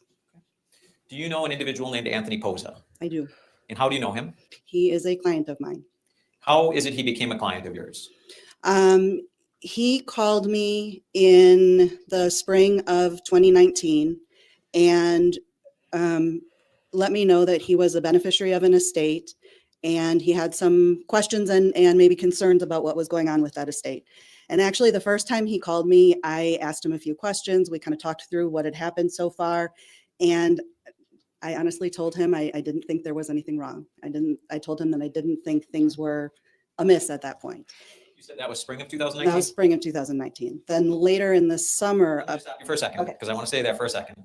Do you recall at what point the probate case was at? Was it still open? Had it closed? Where was it at when he first called you? When he first called me, it was right around the time that the probate was being wrapped up, and the steps that come into play at that point are filing a final account showing the court and the estate beneficiaries where the assets of the estate, were they used to pay expenses, were they distributed to beneficiaries, showing. Sorry, just stop for a second. Can I have the witness? Shut up, galvindeeznuts. Nick says he's relaxing around the house in a 3-piece white tie tuxedo. I always dress down on a Sunday. What? So no robe and big toe photos going into Discord? And Heaven is standing up hard for Mama. She says, no, so Mama does not wear Daisy Dukes. Chat is bae. And Lainey, mushrooms are delicious. I love mushrooms. So if you look like a mushroom / Whitney Houston as you were growing out your shortcut, I love that. I had a perm to have that, not quite the same, but very similar mushroom. All good. Better than a mushroom dick, right? Let's just answer the question. I believe she is. She's going on narrative. Wait. Date. Oh, she wasn't happy with that. Hang on. The steps that come into play at that point are filing a final account showing the court and the estate beneficiaries where the assets of the estate, were they used to pay expenses, were they distributed to beneficiaries, showing. Sorry, just stop for a second. Can I have the witness just answer the question? I believe she is. She's going on narrative. She's explaining a process that's. Oh, Judge Jenny ain't playing. Answer, so she may continue. Thank you, Judge. Thank you, Judge. Can you remind me? Love you. Sure. We were just talking about where the estate was, as you recall, when Mr. Posa first called you. So I can't remember whether the final account had been filed and the receipts had been signed or whether we were just before that time, but we were right around in the period where that initial administration was being wrapped up. And you stated that at that point, over the phone, you thought there really was nothing amiss, I think were your words, right? Correct. Why did you feel like that? He had been provided an inventory. He had been provided evidence that expenses were paid, as was shown on the final account. His answers to my questions just really lined up with the way things should have happened. At that point, spring of 2019, did you have anything? Sorry, sir. Sorry, Sidewinder,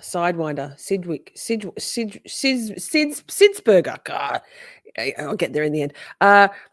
Princey says, Nick, she seems like she would go by Liza because Nick wonders why you would call your child such a famous name. I reckon she looks like a Beth. One's in the chat if you think she goes by Liza. 2's in the chat, Beth. 3's in the chat, don't shorten my name, I'm Elizabeth, God damn it. 1 Liza, 2 Beth, 3 Elizabeth. And what's Christy saying that's very good? Because I missed it. My guess is she married someone with a last name Taylor. It is a very common name. Fair. Good point. Brooklyn says Elizabeth Taylor got married maybe, I think, 15 times. Could be one of her kids. Rachel thinks she's a 3. She's an Elizabeth. Christy thinks she's an Elizabeth. Princey also. Everybody thinks she's, God damn it, I'm Elizabeth. Veronica thinks Beth. I used to have a good friend whose name is Cassandra. And gee, that was a lot of typing, and she absolutely would not abide by being called Cassie. You could get away with C, but Cassandra. I'm like, man, that's a lot of typing. Okay, it's a lot of syllables, but okay. In front of you that you could look at when you were sort of making that initial determination? I didn't.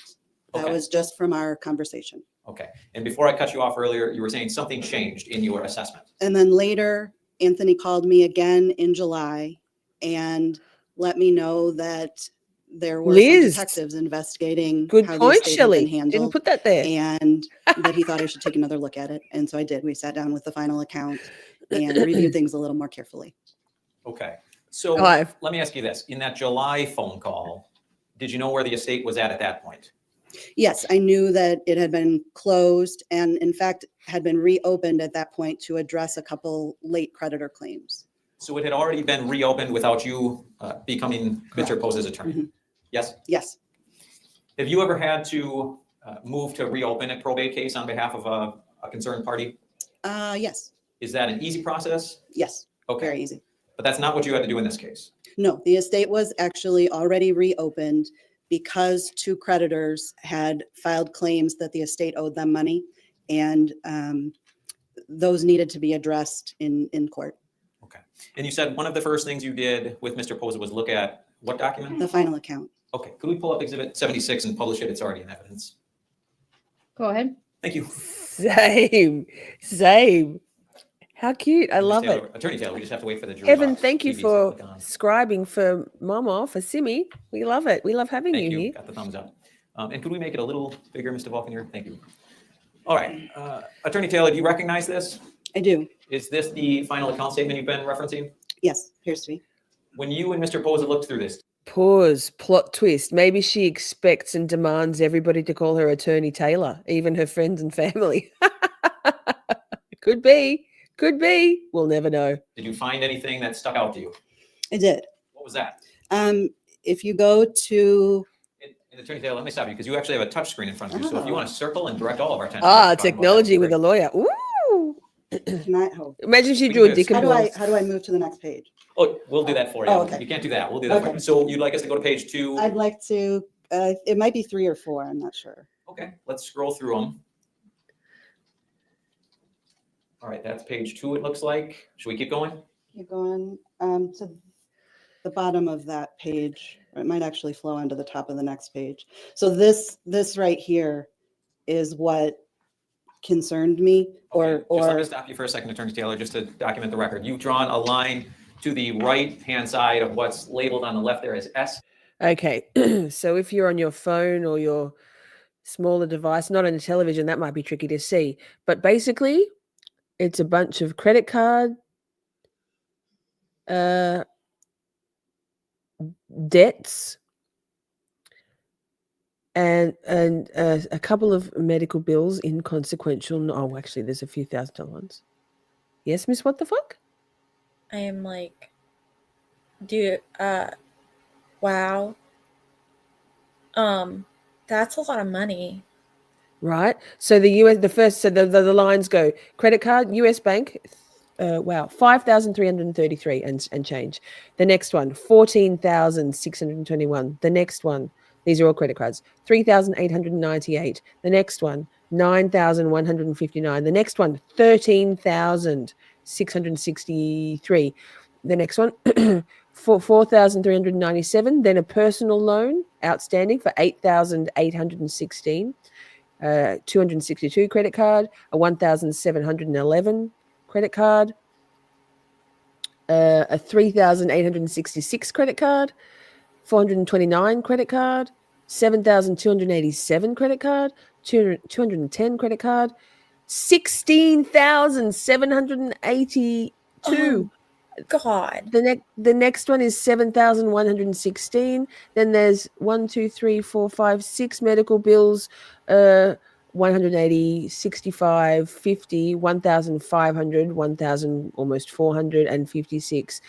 Goodness me. No wonder this alerted this attorney to. That's a lot of money. What's that? That'd be close to 60 grand, wouldn't it? I don't even know. It's insane. I mean, I'm just like gobsmacked at the sheer amount on some of these cards. Cause like, I'm gonna be real with you. I have one credit card. That's it. Like one. And I only got that like 3 years ago. I got my first credit card. And I'm in my late 30s. Because credit cards scared the crap out of me. Yeah, I don't have one at all. I don't have one. I had one, and when I paid it down, 15 years ago, and they always try to get you increase your limit. And you tell yourself you're going to pay it back, and you just. I watched my mom destroy her own credit, and I watched somebody else destroy their credit, and I'm like, that's too scary. I was like, no, I'm good. I don't want to do that. And then I got like. I bought a house and I was like, oh shit. That's kind of important to have something, I guess. And so I was like, well, I'll have it. And so, but I'm terrified of it. So seeing this, I'm just like, I feel sick. I feel so sick seeing this and just the amount on it. And then, like Forrest said before, and most of this, I mean, she bought those bedroom ensembles for her boyfriend's children. But I, by all accounts, from the testimony we've heard, most of this was just big spending and gambling, big spending to buy everybody at the bar drinks and food and gambling and just living expenses, trying to buy herself some friends.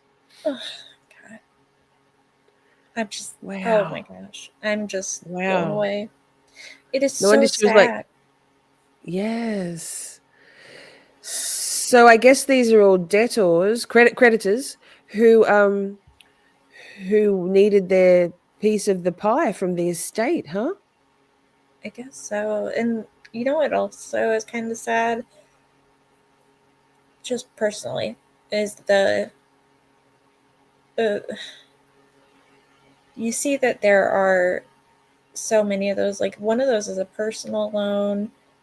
And so you think that why did she have to take out the personal loan? Was it to pay off some of this other stuff? And was she using some of these credit cards to pay off other credit cards? And just I don't know, just trying to think of that. And then again, was it even her in the first place? I don't know. Brooklyn asked, did she have a gambling addiction? Yes, it seems so, because the ex-boyfriend, the boyfriend who was her boyfriend, Jessy's boyfriend, until the day she was arrested, even though he had tried to break up with her, his daughter came and testified, and she said that her father had not been a particularly avid gambler, but when he entered into this relationship with Jessy, they seemed to gamble a lot. So I dare say that was Jessy's influence, right? It's just pins, Nick. How could you remember all those pins? I can barely remember the one I've had since 2010. I'm with Nick there. I don't think I could remember. Like if you had different ones for each one, I mean, I would be stuck. You probably put them all as the same pin, but yeah. She doesn't. Well, wow. All right. Let's see what this attorney has. Let's see what Attorney Taylor, Liz, Elizabeth, Liza, and Beth has to say. CH capital G. That's of decedent. Is that accurate? Correct. All right. Thank you. Keep going. Why was that a concern to you? So this showed that credit card bills of, if you look to the top of the next page, you'll see they total about $100,000. Oh, 100. It's for the record, we switched to page 4, Your Honor, of Exhibit 76. Goodness gracious. So there are $100,000. Some of those are medical bills, but almost $100,000 of credit card debt, which is pretty unusual for an older woman who, by all accounts, didn't leave the house much. And where were you getting that information about? From Mr. Posa, from Anthony. Okay. And so, Attorney Taylor, you've been doing this kind of work for 27 years, you said. Are you saying that that was such an unusual number, it caused you some suspicion? Yes. Had you ever seen a 62-year-old decedent with that much debt before? No, and it's not just the amount of the debt, it's the amount of the debt relative to her assets. So only after selling her condo was there enough money to even approach paying all these bills. And does somebody run up credit card debt that's more or close to the equity in their condo or house? It just struck me as unusual. So with that then, what did you do with Mr. Posa next? At this time, Jessy Kurczewski was still the personal representative of Lynn's estate, and she was incarcerated at that time. And we felt that it wasn't appropriate for her to serve as personal representative when she wasn't available to handle responsibilities of the personal representative. So what did you do in light of that? So we petitioned the court to remove her as personal representative and replace her with Anthony. Okay. Can we put up Exhibit 82, please, Mr. Vulcanier? And Attorney Taylor, this has already been received as Exhibit 82. Do you recognize it, though? Yes. And what is it? That's our petition to the court to remove Jessy and replace her with Anthony as personal representative. Get rid of it, boot her. Have you had to do that before in your career? No. This is the first time? This was the first time. Was it a simple process where the judge just kind of makes a ruling, or are there court hearings involved? How does it all work? No, we submit a petition to the court and serve it to all the interested parties, and then the court schedules a hearing where everybody has an opportunity to be heard, and then the court makes a determination. And did the court make a determination on your and Mr. Posa's petition? It did, yes. All right. Can we pull up Exhibit 2? Pause. I just had a thought, Simi. If you think Heaven might like one of the Spooky Boo Camp Spooky tops, long sleeve, short sleeve, go and pick out a color and a size for her as a thank you from Camp Shorty. We loved having Heaven be your scribe. So definitely show her, and if she likes them, or the Dirty Paws one, maybe, I don't know. Let me know, girl, and I'll do that today, because that was so cool. How cool. Getting them in early. Camp Shorty. We have Camp Shorty youths. 20, please, which is already in evidence. Yeah. Do you recognize that? Yes, that's the order that Judge Maxwell signed. And what is the date of that order? October 22nd, 2019. 2019? Thank you. And what does the order essentially do? It removed Jessy as the personal representative of Lynn's estate and appointed Anthony in her place to continue the administration. So as soon as this order was signed by Judge Maxwell, you were now representing the new personal representative of Lynn Hernan's estate? Correct. Did you have additional work to do then on the estate? Yeah, part of our reasoning in wanting Anthony to be the personal representative is that would allow us to gather some additional information about the estate and see what was going on with all of those credit card bills. Up until this court order was signed, did you personally have access to the probate file? No. After Anthony Posa was named a personal representative, did that grant you access to the probate file? That granted me access to the court probate file. So all the filings in that estate that had been made with the court. It didn't give me access to Jessy's attorney, Lisa Martinson's file. So I'm not sure which court file or which estate file you mean. Well, I think you answered my question, but essentially you then had access to the actual court. Jessy's like, she's like, isn't she? She's like, oh, this is ridiculous. Rude. Filings in Lynn Hernan's probate matter. Correct. Okay. And is one of the, I'm sorry, let me not assume, did you go through that court file? We did, yes. In looking through that court probate file, did you find something involving an inheritance loan? Yes. Tell us about that. So in the court filings, there's quite a bit of paperwork that deals with an inheritance loan. That's the best way to describe it. It's a program where somebody who's a beneficiary of an estate can pledge their inheritance and basically get cash up front. Have you had clients of yours utilize something like that before? I have not. Have you been familiar with that type of process in your career? I've known that it existed, but I've never dealt with it before. Okay. So I'm not very good with numbers, but can you, as Neither. basically as you possibly can, in a perfect world, how would an inheritance loan work?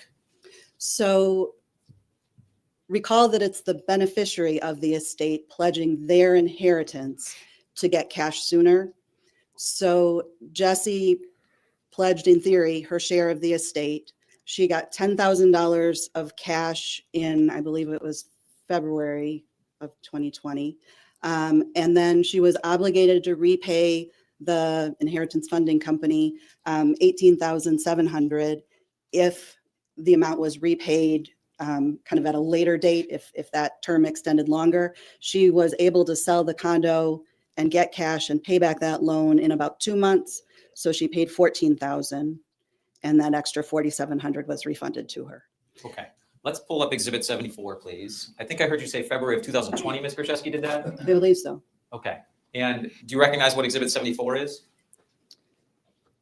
Yeah, yes, that's the assignment that Jessy and the inheritance funding company both signed and filed in the probate. Okay. And do you see the filing stamp on there in the top right corner?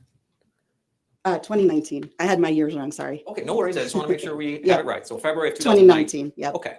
And does it talk in that document about what amount Ms. Kurczewski was essentially putting up or offering the loan company for that $10,000? Can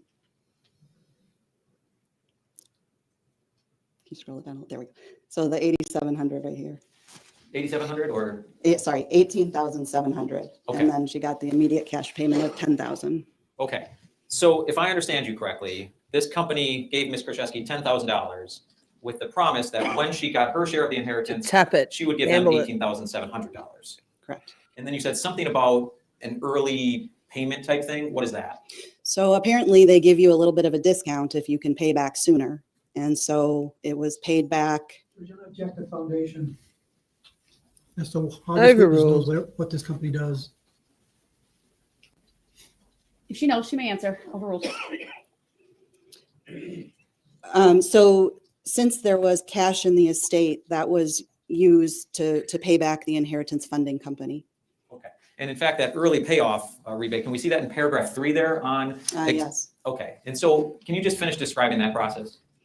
So when a check was written to Attorney Martinson's attorney trust account for her fees and costs, plus the amount to pay back the Inheritance Funding Corporation. That was used to pay back $14,000 to the Inheritance Funding Corporation. $4,700 was rebated to Jessy, and then the balance was payment for Attorney Martinson's fees and costs. So the loan was actually repaid with estate funds rather than inherited funds.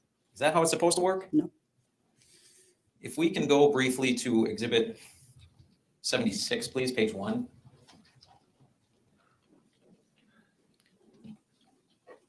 Lainey, I did think when you said when the comment that came up, I got the room because of the storm, lol, I thought to myself, I bet you, I don't think I put it on the screen because I thought I have a feeling that that's from before. That storm is messing with your internet connection, girl. We're glad to have you and stay safe. Stay safe. And if we can scroll down just a little. And Attorney Taylor, right above that signature on the right-hand side, do you see an amount listed as attorney fees or attorney and then a number to the right of it? Correct, yeah. What is that number? That number represents the attorney's fees paid out of estate assets. And what was the attorney's fees in this case? $3,020. Okay. And as the personal representative's attorney now, after Judge Maxwell's order, were you also able to get access to the estate bank account? Yes. And were you able to see what had actually come out and gone into that account? Yes. All right, I'd Laura. like to show just the witness exhibit 123, please. Excuse me. Laura, how was your birthday celebrations for Liam yesterday? I hope you had a lovely day with your family. Beautiful. 17, huh? Oh, he's going to be a man soon. How exciting. Terrifying.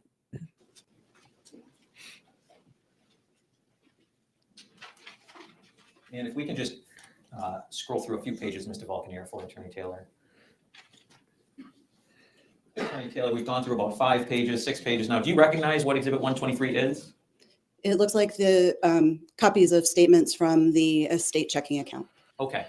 And when you had access to this, and Mr. Vulcanier, if we could, I'm sorry, let me first move in Exhibit 123 in evidence, Your Honor. No objection. Thank you. Exhibit 123 is received. And I would ask to publish it. Permission to publish is granted. And if we could go to page 5 of that exhibit, please. Attorney Taylor, do you recognize what we're looking at on page 5 of exhibit 123? I do. It's a copy of the April statement. And in that April statement, do you see any additions? People like this don't like to be shown up. Jessy's big mad. This is like it would be making her feel physically uncomfortable for being caught in an epic lie, because, you know, predators, narcissistic people, dark personalities, that it's like the Wicked Witch of the West melting with water, like painful. This would be painful for Jessy, and I love that for her. Or deposits into that estate account? No. And do you see a number of subtractions? I do. Do you see sort of in the middle of that subtractions column a rather large number? I do.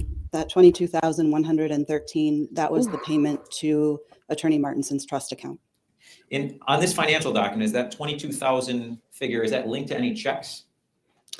Check 1008. All right. And Mr. Volkner, could we please go to page 19 of that same exhibit? And if we scroll down, Attorney Taylor, are you able to see that check number 1008? Yep, I sure do. And does it appear to have the same figure on it? Same 22,113 written to Croak Law Office. And do you know what that law office is? That's Attorney Martinson's firm. Okay. So Attorney Taylor, can you explain to us, if the legal fees in this case were $3,020, why is there a check to Attorney Martinson for over $22,000? That was one of the first questions we asked when we got the bank statements. And Attorney Martinson let me know that 22,000. Judge, it just goes to what she did next and handle the mistake with Mr. Polson. All right, so it's not being offered for the truth of the matter asserted? Correct. All right, the following answers, not being offered for the truth of the matter, but to understand why this witness took the next steps that she did. With that, you may answer. The 22,000 was payment of the approximately $3,000 fees. There were about $300 of costs. Those are filing fees and publication costs. Then the balance was that $18,700, $14,000 of which was sent to the inheritance funding company to repay them, and $4,700 of which went back to Jessy. Okay.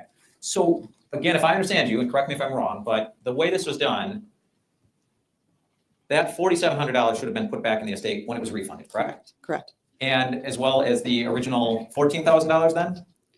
The original $10,000 that was received from the inheritance funding didn't flow into the estate. Is that what you're asking?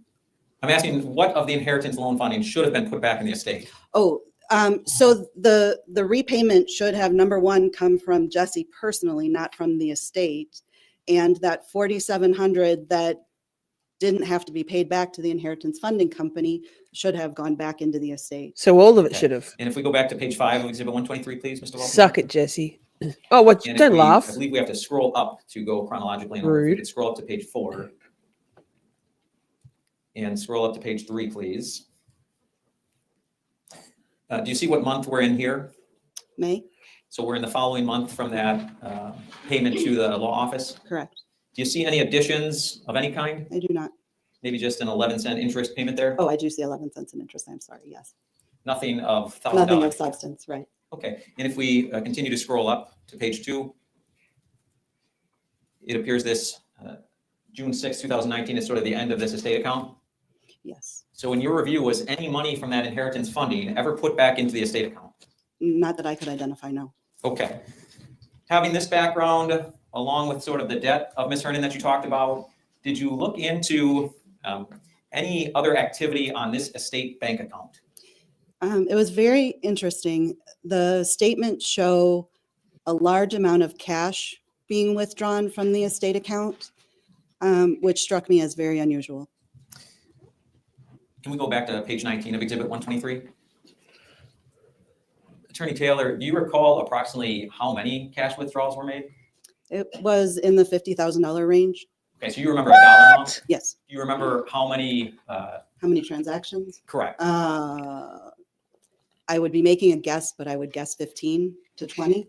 Okay, and you beat me to my next question, but you remember the approximate dollar amount of those cash withdrawals? Yes, 50. It was in excess of 50,000. And if we were to scroll over the next several pages, we would see those cash withdrawals that you saw. Cash withdrawals, and there are a few checks either written to cash or written to, there's one written to Jesse's mom. There it is. One written to herself. Wow. You're disgusting, despicable.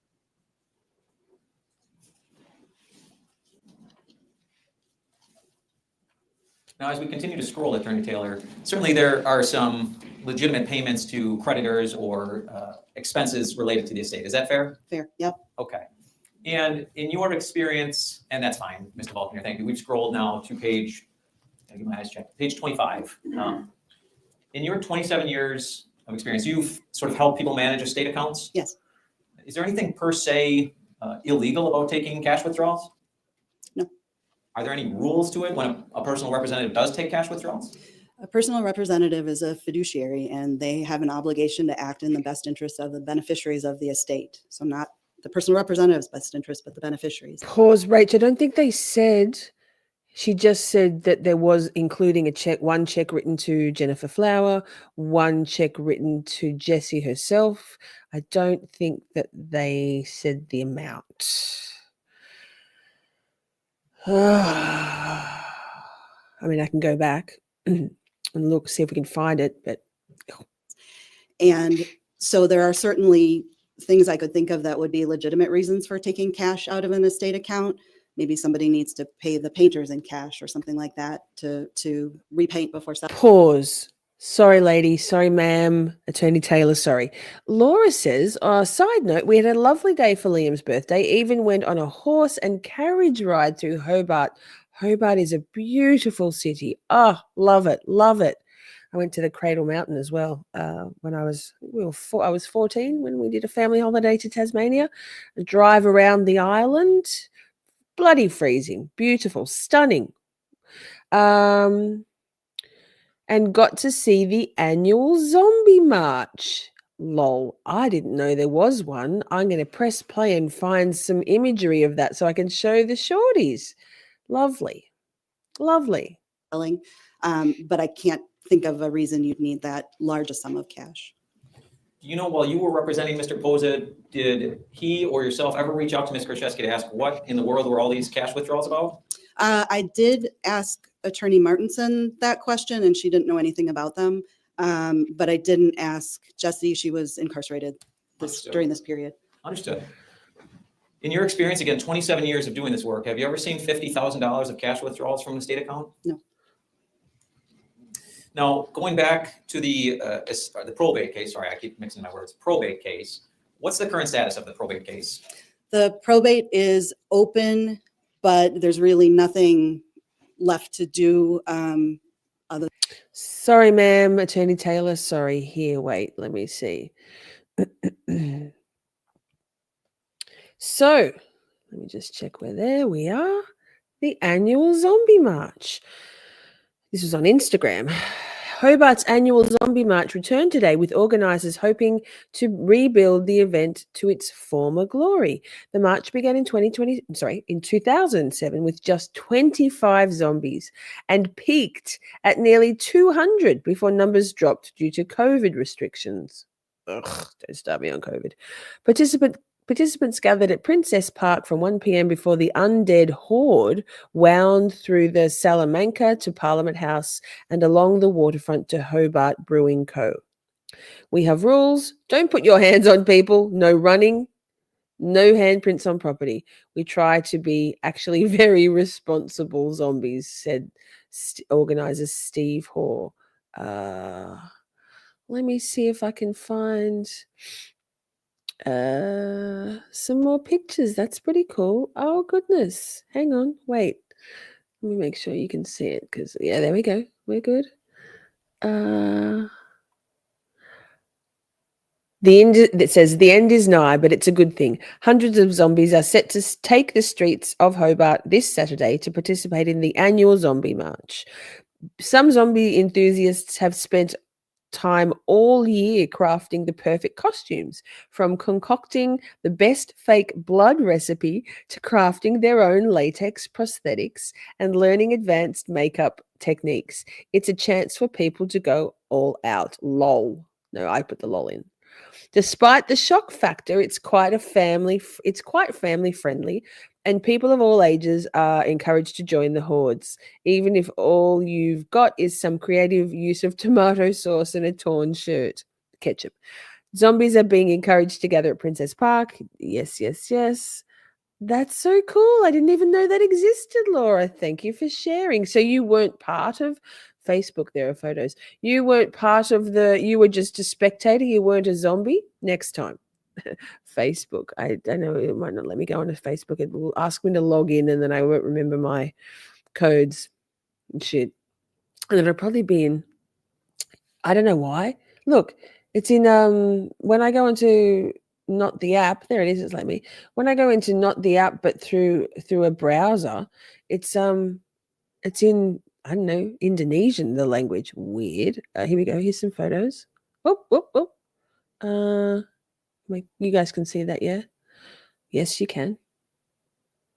What do we got? How do I do Facebook? I never go on Facebook. I can't read Indonesian either, so that's problematic. Here we go. Zombie. Cool. Cool. That looks so fun. Oh, that's a good one. Whoa. Oh, good costumes. Ah, I love that. Zombie control. Uh-oh, look out. Nice. Next year may be different. Do people say ketchup or tomato sauce? In Australia, we say tomato sauce, except if you're talking about McDonald's, and then it's definitely ketchup. What else we got? Let me see if I can find some more photos. That's really cool. This will be a learning at Camp Shorty BT dub. Oh, how do we do this? Close this. Facebook IDK. Oh, look, there's a whole bunch of them. That's so cool.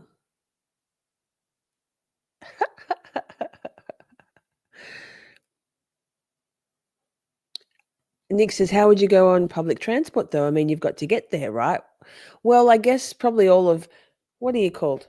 What are Hobartians? Are you Hobartians? What are you in Hobart? What are you called? Like, I'm a Melbourneian, Brisbaneite, I think. Novocastrian for Newcastle. That's where I grew up. What do you call a Hobart person? A side quest within a side quest. Excuse me. Wow, haven't even had cheese. Here, you know what we're going to play, though, because it's learning at Camp Shorty. I love that. The best side quest ever. It's learning time with Camp Shorty.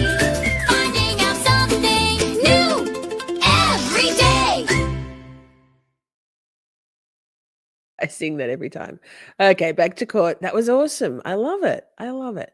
Hopefully the sound won't fuck me over. All right. Jesse's a zombie. Other than anything that Yeah, is we gotta dictated. Quick case. The probate is open, but there's really nothing left to do other than anything that is dictated by the outcome of this litigation. Earlier, we talked about you filing the petition to have Ms. Kurczewski removed as the personal representative and Anthony put on, correct? Correct. And that was granted, you said? Correct. Did Ms. Kurczewski object to that? I don't believe so, no. I don't believe she was in attendance. I'm not sure if she was in attendance at that hearing. I don't believe so. Are you aware of new court filings after she was removed from the personal representative made by Ms. Kurczewski? Yes. From jail. And was one of those something declared a new or somehow a different will than what was originally filed? Yes. Have you seen a copy of that? I have. In your 27 years of experience, have you ever seen anybody in a probate case come forward with a different or new will? No, I can't say that I have. Did you wonder about that?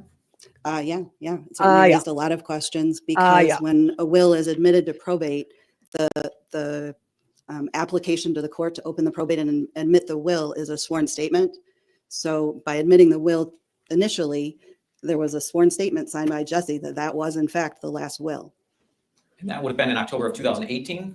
Correct. And are you aware around what time this new will was filed? It was in, I believe it was first filed in October or November of 2019, the year after Lynn's death. Okay. And you said you were curious about that. Yes. Never seen it before. Never seen it before. Were you able to determine any sort of explanation?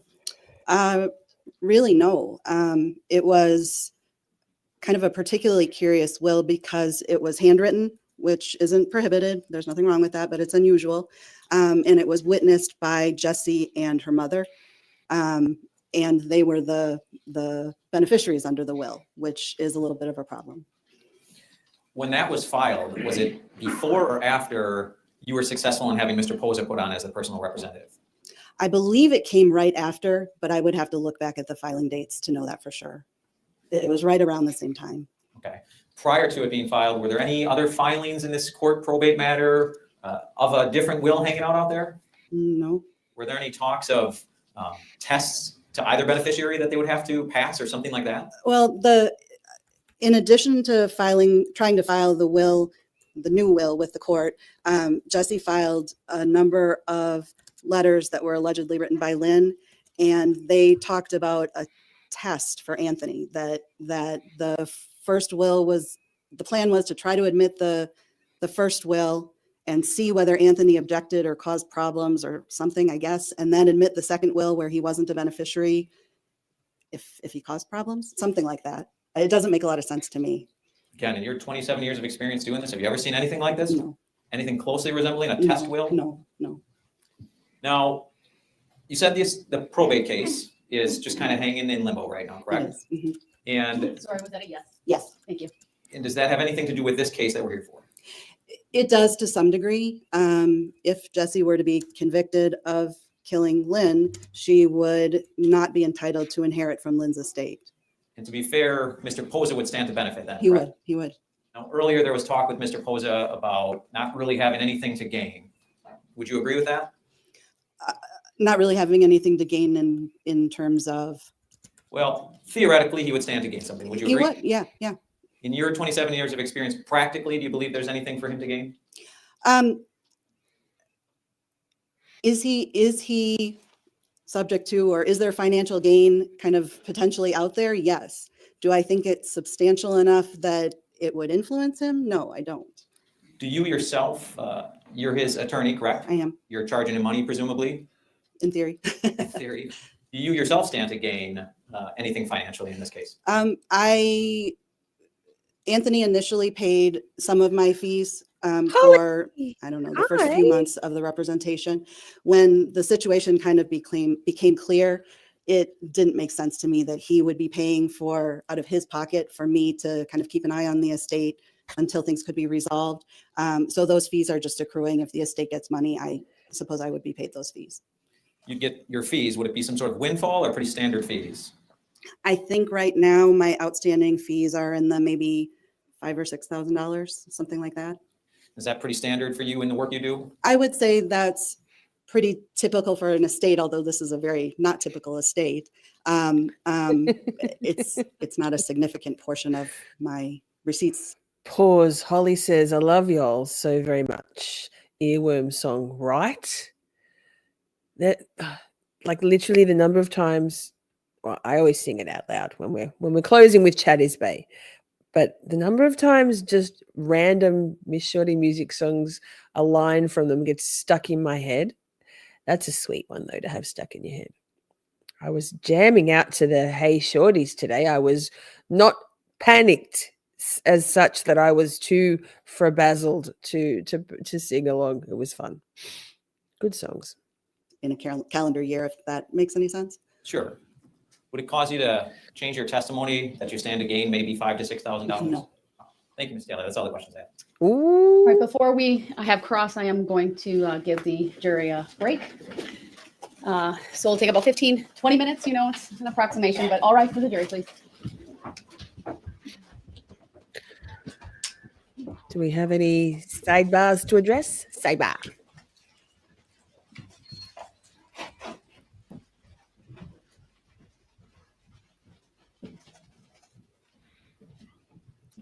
I just want to put some pink on someone in the room. Some vibrant colors. God, they're so drab. God, they're so drab.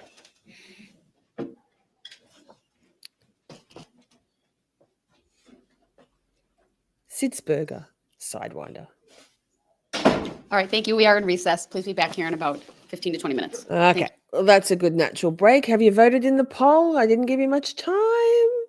Let me check. 10 votes. Well, there's 7 of y'all that haven't voted. Hey, lurkers, come out of the lurk just to vote. Come out of the lurk just to vote. 11 votes. It's looking like Savage is the one. 1 or 2 votes could change everything. Here, let me go to this instead for a minute. This what the fuck's already changed it over. I'm going to give you the 5. Let me play one little baby shorty to let you come on in out of the cold to vote. You don't have to participate. If you don't care, you don't care. But oh, what if? Here, this is new. Let's do this one. It's funny. Joe, I understand that. I understand that in my brain, chameleon is not the same as chameleon, because chameleon is what I read in books, and chameleon, I never saw that song written. So I stand by chameleon, and I will continue to stand by chameleon because I can. Look, it's a running joke around here. I can't say shit for shit, and I'm the first one to go, you know what, it's actually pronounced. I understand how obnoxious that is. I do understand how obnoxious that is. I very much appreciate that I am often obnoxious. Woozy, you know it's going to be a clip. Rife, Miss What the Fuck is rife for clippable material when it comes to Camp Shorty. Chamomile. No, I said chamomile, see? Because I never read chamomile. I heard it be said. I'm trying. I'm really trying. I'm 50. It's very hard. That's what she said. It's hard to break these habits. It's fine. It's fine. I'm fine. We're fine.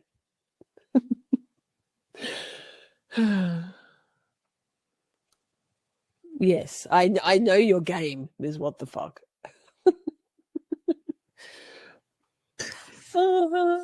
Okay. I mean, there's a little bit of laughing at, and I'm fine with that. I laugh at myself also. If you can't laugh at yourself, then what can you laugh of? And I am a fucking joke, let's be honest.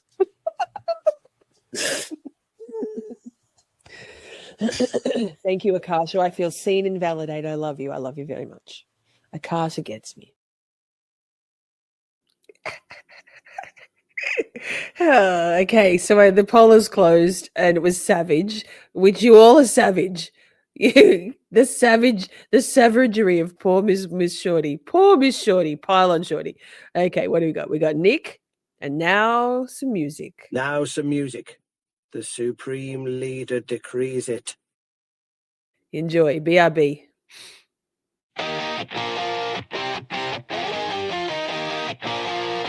Okay, so maybe I'm a savage. Could be I'm carrying some baggage. Feisty, independent, I am happily me. Unfiltered and authentic, I'm who I gotta be. I say what I mean and I mean what I say. But please don't take it personal, I know no other way.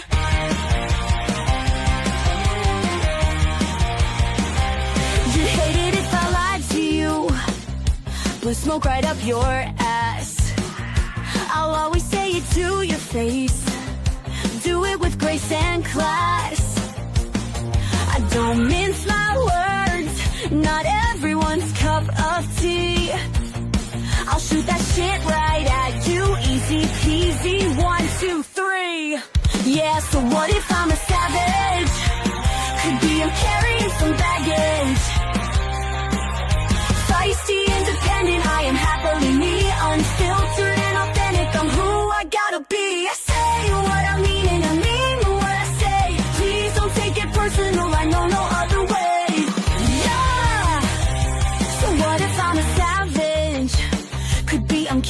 some baggage. Feisty, independent, I am happily me, unfiltered and authentic. I'm who I gotta be. I say what I mean and I mean what I say. Please don't take it personal, I know no other way.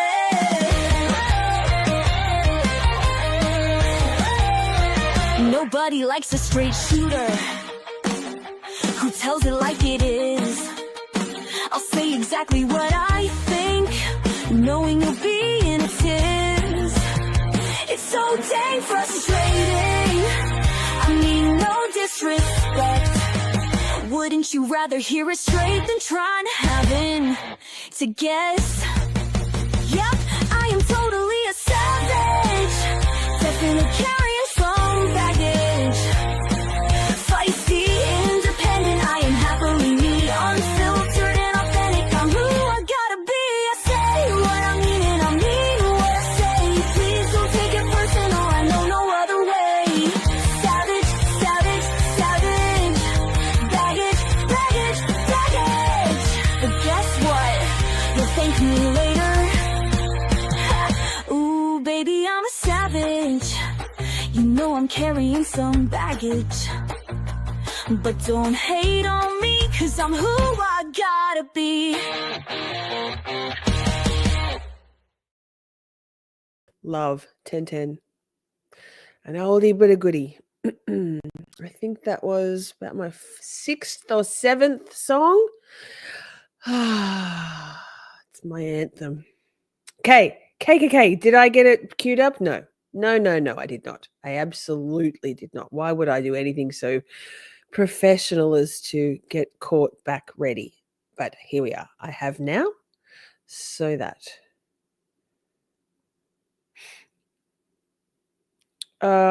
Lainey says my old comments are coming up through now on screen, but they've been in the chat. That's where they're coming up in StreamYard. So StreamYard and YouTube must be having a weird little struggle for power, perhaps. Because I have to scroll back quite some ways to get old comments. It's quite tricky, especially given the size of my font. That's what she said. Here we go. Back to court. Ish. I haven't really properly queued it up. I've just got it roughly where it needs to be because I'm a professional. So this. Let me scoot through. Oh. Well, I am really a professional. Defense has your exhibits ready? Wait, she's putting hand sanitizer. Anything we need to address prior to the jury coming back out? Not from the state, thank you. Defense has your exhibits ready? I'm getting there, Judge.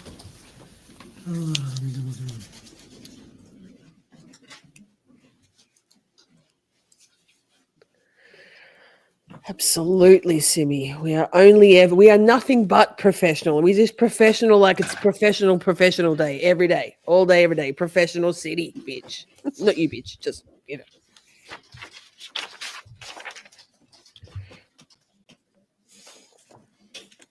What are you doing, Kukla?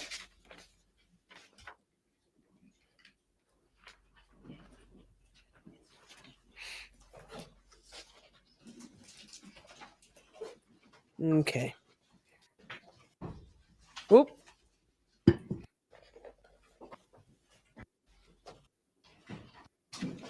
Good God. And it's safe to say that normally the person that... My bad. Attorney Galvindeez, you may start your cross. Thank you, Judge. All right, brace yourselves.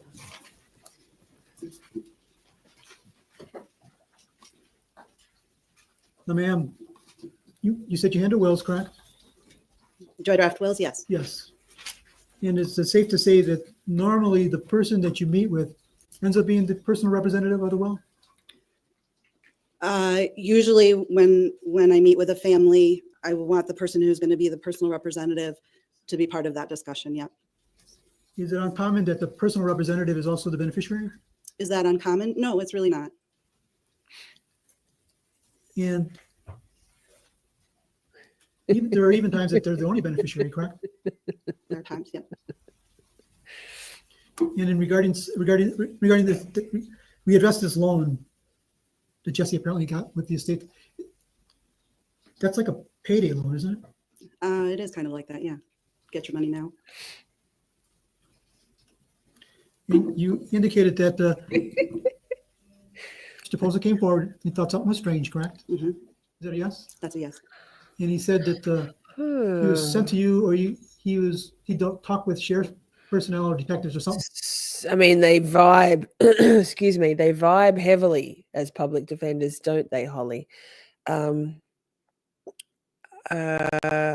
me do some research. I don't think so. I don't think, because Anthony Cotton, hydrant head from the Maxwell Anderson trial, who is Cabbage Kukla, the female defense attorney, it's that Anthony Cotton is her son. They have a practice together, and I know for a fact that he was a paid attorney. So I am not sure. Good question. Carry on, galvindeeznuts, and I will Google that shit. Okay, correct? Correct. Did he identify who those individuals were? He may have told me at the time, but no, I don't recall. Did he tell you about what month and year that this happened? Did he approach you? What month and year did he approach me? Initially, it was in the spring of 2019. I can't remember if it was April or May. And did he have any information regarding his discussion with some of these detectives, like documents?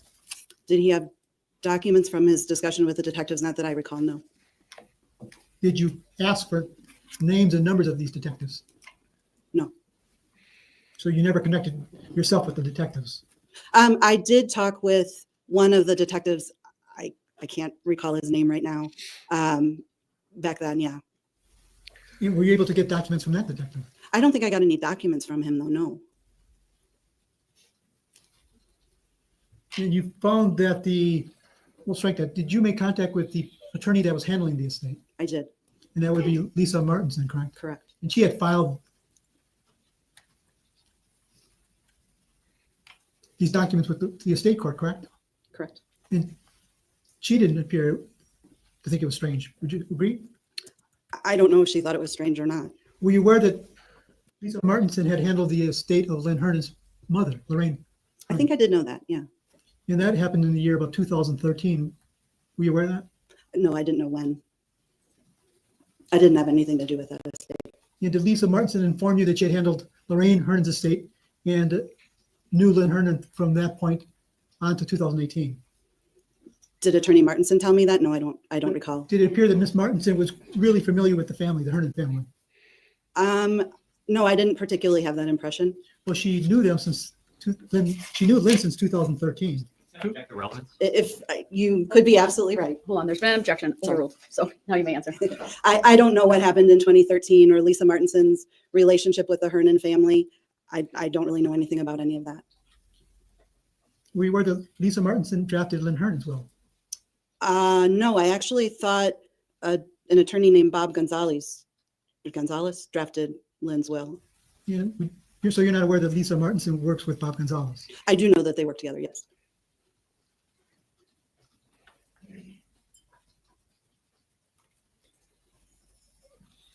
And you have handled many wills, I take it. Have I administered estates? Yes. And how many estates have you handled where the person who passed away is 62 years old? How many estates have I handled where the person who passed away is 62? Correct. I'm not sure. If you could give me a number. I have no idea. How many decedents were exactly 62? Correct. I would have no idea. How many states have you handled who are 62 and female? If I don't know how many were 62, I don't know how many were 62 and female. How about single, never married? Single, never married? 62. Pause. Excuse me. Okay. I can't seem. Wait. Anyway, this might fuck my sound, but we got this. So, this is when, because Galvanese withdrew because he was advised to prior to sentencing, and then so did Kukla because the delay, because there was a delay in sentencing because they wanted to withdraw. The delay is due to both defense attorneys for Kurczewski, Donna Kukla, and Pablo galvindeeznuts, being granted motions to withdraw from the case due to what's this here? Due to possible conflicts of interest. Waukesha County Circuit Court Judge Jennifer Dorough granted both motions Thursday, delaying the sentencing of portion of the hearing until next year. The motions came after a 37-page document the prosecution alleges was drafted by Kurczewski, was dropped off at the home of someone who knows Kurczewski. The identity of the recipient was redacted by the prosecution for privacy reasons. Kukla said in court December 7th, the document, at times referred to as letters, suggests the recipient... What is this? God, so many stupid things. The recipient violate the law by potentially fabricating evidence. The document states that the idea came from one of Kurczewski's attorneys. Kukla also confirmed the letters were penned on the back of notes written by the defense during trial. Jessy, we know this, but lots of us know this, but some of you might not. Due to the apparent allegations of professional misconduct in the letters, Galvindeez said the State Bar of Wisconsin and the Ethics Board advised him to withdraw. Kukla said she followed the same advice in filing a motion to withdraw from the case. What's in the 37 letters? An envelope was dropped off November 25 at the home of a person who allegedly spent a brief time in jail with Kurczewski and had video and phone visits with her, according to Assistant District Attorney Brady Sidsberger. Oh, I just spat. Exciting. Sidewinder. Brady, cute. The recipient brought the documents to police after they became concerned with the contents, he said. The document suggested the recipient send a tape recording of Hernan admitting to being suicidal, a point the defense attempted to prove during trial, to Judge Dorough, according to Sitzberger. Dorough quoted the letters saying, this was one of my attorney's ideas, and we are trying to make a big stir to show just how wrong they are. Okay, Jessy. Sitzberger said the state thinks this is a red herring authored by Kurczewski and does not believe the vague allegation against either Kukla or Galvindeez contained in the letters is true. Kurczewski, of 39 of Franklin, denied writing the 37-page document. Okay, girl, we see you. Citing multiple security cameras would have seen her doing so. I did not write it, Kurczewski said, adding that she did not want either Kukla or Galvindeez to represent her anymore. I need to look at my legal rights because I don't know what they are at this point. I remember this. Kurczewski said neither attorney was responsive to her any longer and she didn't think they felt comfortable staying on as her representation. Sitzberger said there is an active investigation into the origin of the documents and it is confirmed the envelope did not go through the postal service. However, authorities are still going through a large hard drive of surveillance video from the jail. In granting both defense attorney motions to withdraw, Dorough cited there was, at minimum, a serious potential conflict of interest. She said this will also allow more time for the investigation into the letters. I remember when this went down. I remember where everybody was scandalized. Due to the ruling, no sentencing took place and the proceedings were adjourned until the morning of the 12th of January for a status of counsel, as Kurczewski will need to be appointed new representation. So let me see. I don't think that they're I think that these, I don't know how she paid for this representation though. I don't know how it works.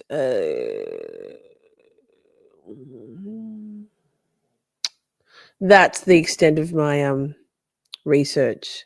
Lol, I'm trying to cover ads. We don't care about the ads. You can't get in trouble for playing extra ads on YouTube. It's only if there was music. So that's how much I can Google that. Please let the sound still work. Either way, 37 page document written while she was in court. Yes. And with some notes on the back that were defense counsel notes to each other. Lol. Again, I don't track my decedents by age, so I do know their birth date and their date of death, but I don't. That's not something I note. That's not important in the administration. Well, how many estates have you handled where the person is single and have no dependents? A handful. Give me a number. 5. And how old were those individuals? And how old were they? I don't know. I would need to refer to my files.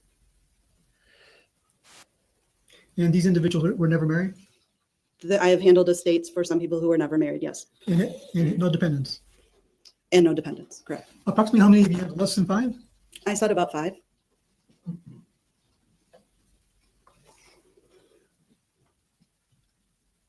How many of these same 5 committed suicide?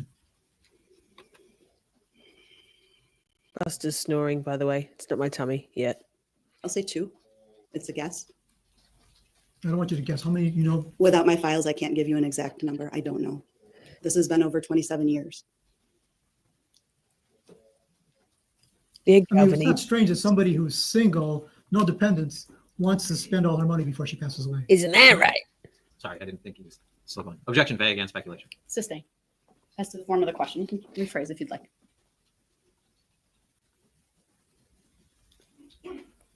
If you handle estates where the person who passed away spent all their money. It's his default setting, Simi. He's a drongo. Yes, I have handled estates where there is a deficit. The expenses exceed the assets.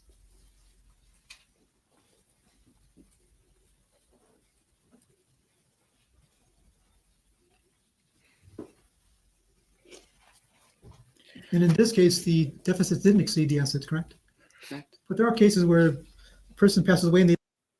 Okay, so here's a question.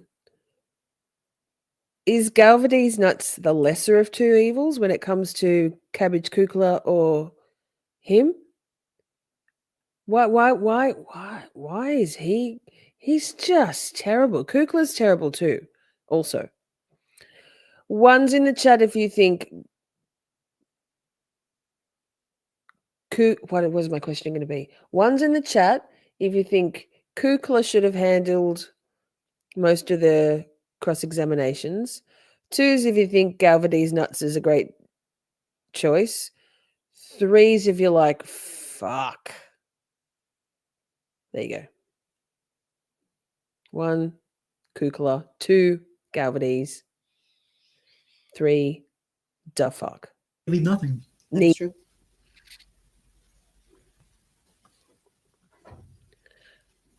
Veronica says 3. And when you were deciding what you thought was unusual, did Anthony or Mr. Poser provide you what has been described here as letters that Lynn wrote that were, in his words, distress letters? I have seen letters that have been attributed to Lynn. So 3, Rachel. I don't know that I call them distress letters. I mean, it was his. I'm sorry, man. It was his words, not my words. Okay. Can you describe what letters that you observed or that you read? There were some letters that Jessy filed with the court, along with the new will, that purported to explain why the new will existed. And were those letters? Did they have a name on the letters as to who drafted it? I believe they were signed with Lynn's name. So those letters all have Lynn Hernan's name on it?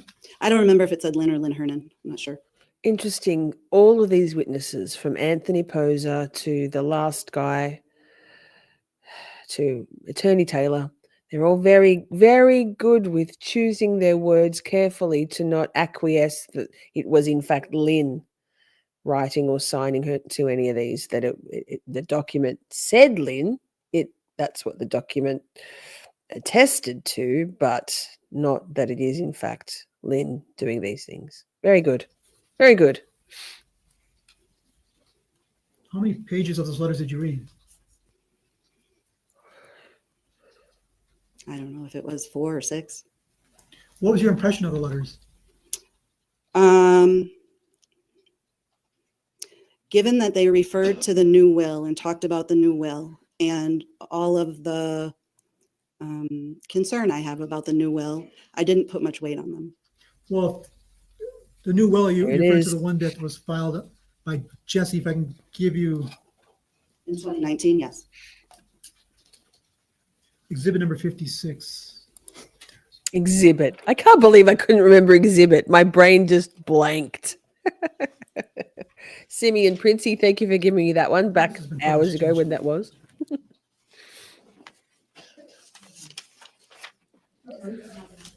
No. I'm showing you, can you take it down then? I'm showing you it's marked as exhibit number 56. You want the witness to see it or? Correct. Oh, yeah. Put it back up for the witness, please. Yes. Were these the letters? Yes, You want me to scroll Princey. slowly? Yeah, if you would scroll down some. Facts is what the fuck facts. Am I scrolling too fast? I'm sorry. No, you're fine. I don't know that I've ever seen this particular letter. I want you to do this for me. Oh, another letter? Take you to. The first one about the cats. I don't think I'd ever seen that. Oh, the cats. The cats. Showing Yeah, you- this is the will. The new will, right? So this was provided to you by the court, or just you sent that directly to you? Both. When she filed it, when she files anything with the probate, I see it electronically because I'm on the probate. Judge, I'm sorry. Can I just ask for a sidebar briefly on this issue? Sidebah. And let's use the same exhibits that were used previously. So Yeah, galvindeeznuts. Galvindeez drongos. What a sidebar. Oh, man. Oh, man. Oh, man. Shawty swing my way. Swing it over here, shawty. That's what Nick's going to sing to Judge Demi Moore. He's going to say, baby, oh, baby, shorty, swing my way. She's so gorgeous. I'm just happy to watch. Look at her beauty standing next to Nutsy, galvindeeznuts, the drongo, bloody drongo. Oh, that's not very exciting. We don't want to see these 3, 4. We don't want to see her. okay, Galvindeez, you may continue.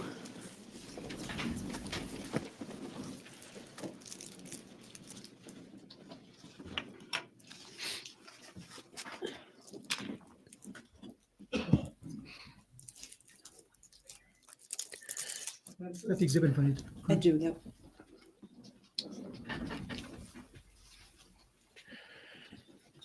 That exhibit number, I move that exhibit number 56 into evidence and ask that it be published. I don't object, subject to what we discussed in that sidebar. Understood.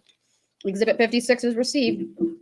Permission to publish is granted. I think Judge Jenny D's having a snack.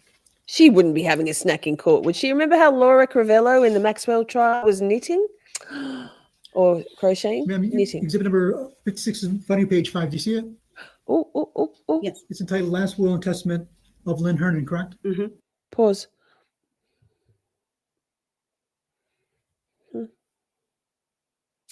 Okay, so in this size, we can see there are some capitals. There's a capital R. Can you see that? There's a capital R in that word other. But maybe this isn't. Oh, wait, this is not. This is Jessy. Oh my God, I'm so confused. Carry on. Is that a yes? Yes, Lynn A. Hernan, yep. And then it first starts off with I, Lynn Hernan, being of sound mind and body. Yes, it does. And this is the letters that you said you reviewed in this case, correct? The first page you showed me didn't look familiar, but these later pages do. And at page, the second point in that paragraph, it seemed like whoever wrote it made a mistake. Right, And Rachel? corrected it with the correct word in the paragraph. Old. correct? Outside the paragraph. Yes, it Would looks you like the agree? word tangible is crossed out and then written in the margin. And then It's the pen pressure for paragraph, me. or point number 3 in that paragraph. Pause. For me, it's the pen pressure. It's a very even, heavy pen pressure. When we think about Lynn's handwriting, that's proven, her cards and letters and notes that she obviously wrote, there's a very light pressure of the pen, and it's light to medium. It sort of undulates between the two. This is just like she's concentrating. Jessy, seems to be concentrating very hard to make sure that am I right? Yeah, like she's concentrating very hard to get that handwriting as close to possible. It's not loose. It's not loose natural handwriting. Anyway. Yeah. It says, I give, devise, and bequeath all of my remaining property which I may own at the time of my death to Jessy Kurczewski, correct? Correct. And in that sentence, the last name of Jesse's incorrectly. So you can imagine her taking every ounce of care, Jessy taking every ounce of care and concentrating so hard to replicate as close as she could to Lynn's handwriting. But Lynn wouldn't have needed to concentrate. Yeah, obviously. No. Oh yeah, it's missing a W. And it says in the next paragraph, in the event that Jessy R. Kurczewski does not survive me, I give, devise, and bequeath all of my remaining property which I may own at the time of my death to be donated to the Wisconsin Humane Society. You see that? Isn't it bequeath? Yes, I do. And okay. Ms. Kurczewski's name in the underline again is misspelled. It is bequeath, and it's driving me insane. Thank you. It looks like the W is in there. What? So Jessy couldn't have left out a W here and there to make it look like, why would she misspell her own name? Copy Jessy. Oh my goodness. E. I'm gonna get socks. My feet are cold. See where you're pointing? Oh yes, I see that one is also misspelled. I thought you were looking at the one up above.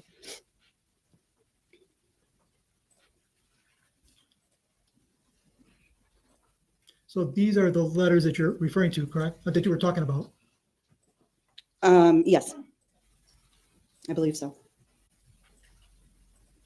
And on page 2, on the second line, it says, I then nominate Jenny M. Flower. Do you see that? I do. And Ms. Flower's name is Jennifer, her first name. Okay.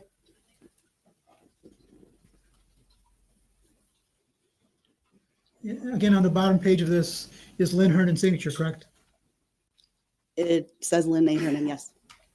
I don't know that she signed it.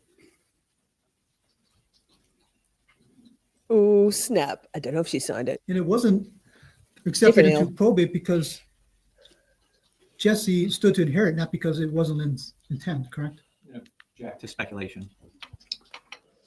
The witness might answer if she knows, given her role in the probate case. Can you ask that again? I didn't understand your question. I said it Neither wasn't do we. accepted into probate because Jessy stood to inherit, not because it wasn't Lynn's intent. True? I would have to be guessing why Judge Maxwell didn't admit it. And I think it has much more to do with the fact that there was already a will purported to be the last will of Lynn that was admitted to probate. You would have to agree that you can't witness a will and be a beneficiary, correct? You can. The statute actually contemplates that.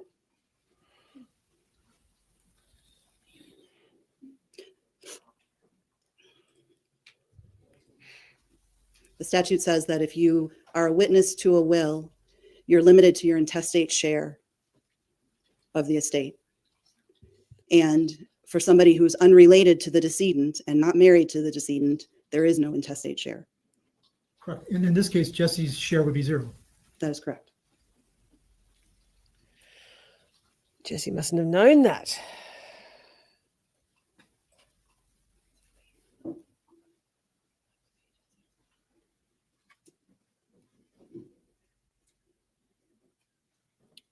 Come on, Page Galvinese. 7 of that Land it. document seems to, Lynn is given, if it's Lynn's writing on this will, she's given instructions to Bob Gonzalez, correct? Well, it looks like it's instructing One Jessy moment. to call Bob Gonzalez. Yeah. And you've indicated who's Bob Gonzalez? He's an estate planning attorney in Madison. And he was the one who handled Lorraine Hernan's estate, correct? It was my understanding that he had drafted Lynn's, the will of Lynn's that was admitted to probate. It's given direction to Lisa Martinson, correct? I think it's giving direction to Jessy to call Attorney Gonzalez and Attorney Martinson.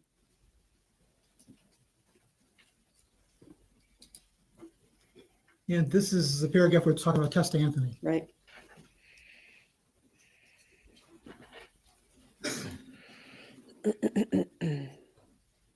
She boasted about it to her jail buddy too. I can do this for you. I can And do as anything you for scroll you. through these documents, you see Lynn Hernan's signature on them, correct? I see a signature that says Lynn A. Hernan. Yes. Great words. Good work, lady. It's a different L.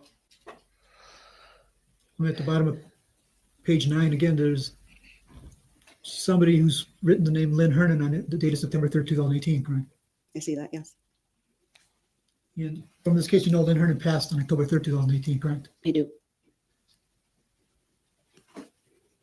And above her signature, the last sentence, she's talking to Jenny and she's saying, Jenny, thank you for being my best friend, correct? It looks like that's what it says, yes. And she wasn't. And she says, you know me, and goodbyes. I'll see you someday walking around the yellow Green brick road. poser was. Fuck Or off, Galvinese. Our We case hate you. in the sand on the beach, correct? That's what it says, yes.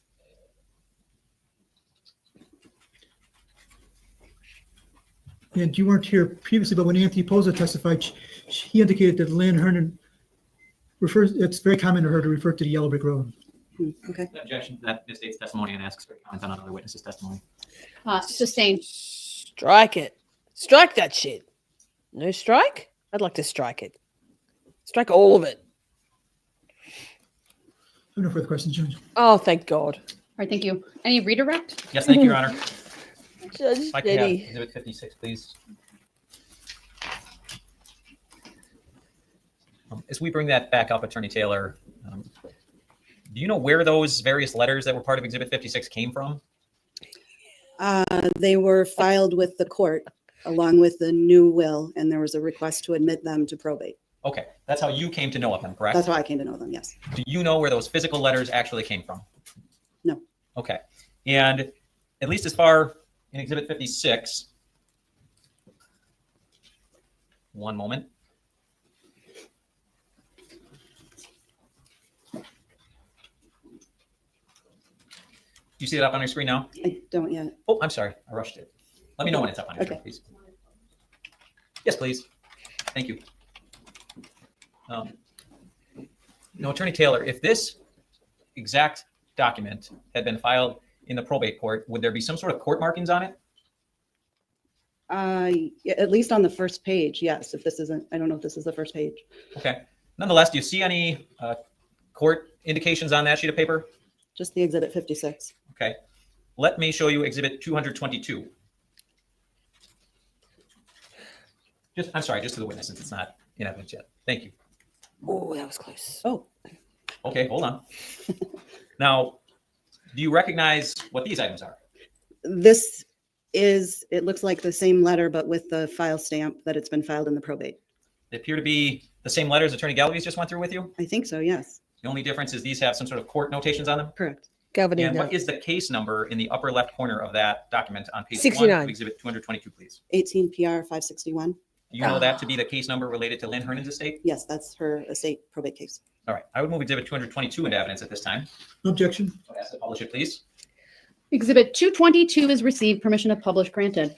Now, oh, let me wait for the jury. I'm sorry. Getting ahead of myself.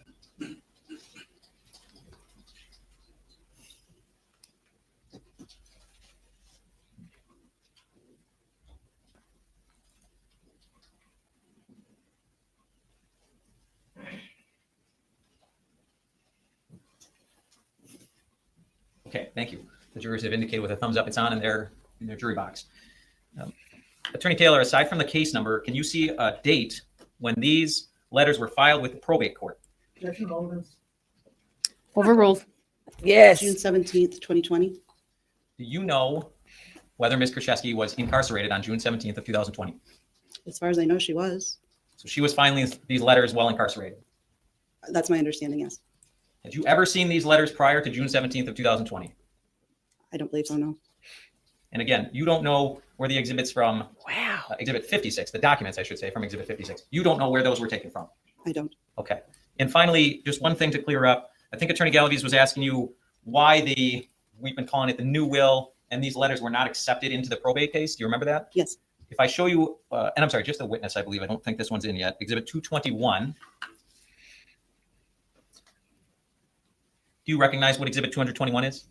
Yes, that's Judge Maxwell's order declining to admit the new will. And does it state a reason on that document? That one, so she actually tried to admit them. Hold on, can you just answer the question? I'm sorry. It does. It says that the documents that were trying to be filed weren't properly served on all the interested parties. And what was the date of that court order by Judge Maxwell? That was November 11th, 2019. To your knowledge, has that new will or any of these letters we've been talking about, have they ever been admitted to that probate account or case? No, they've been filed, and so they're associated with the case. They're in the electronic file, but they haven't been admitted to probate. So nobody, the judge hasn't made a ruling that this new will is in fact Lynn's final will. Okay, and that goes back to this. Pause. She's wearing a wedding ring. She's definitely Elizabeth Taylor by marriage. Case closed. Nicholas Ticholas, we got there. November 11th, 2019 date. Yes. Nothing has changed since then related to the new will and these letters. No, they've been refiled. They were refiled after November 2019, but still not admitted. Okay. And so the original will from October of 2018 still Oh, rules she's today in mad. the probate matter. Yes. All right. Attorney Taylor, thank you. Those are all the questions. Fair. Go ahead.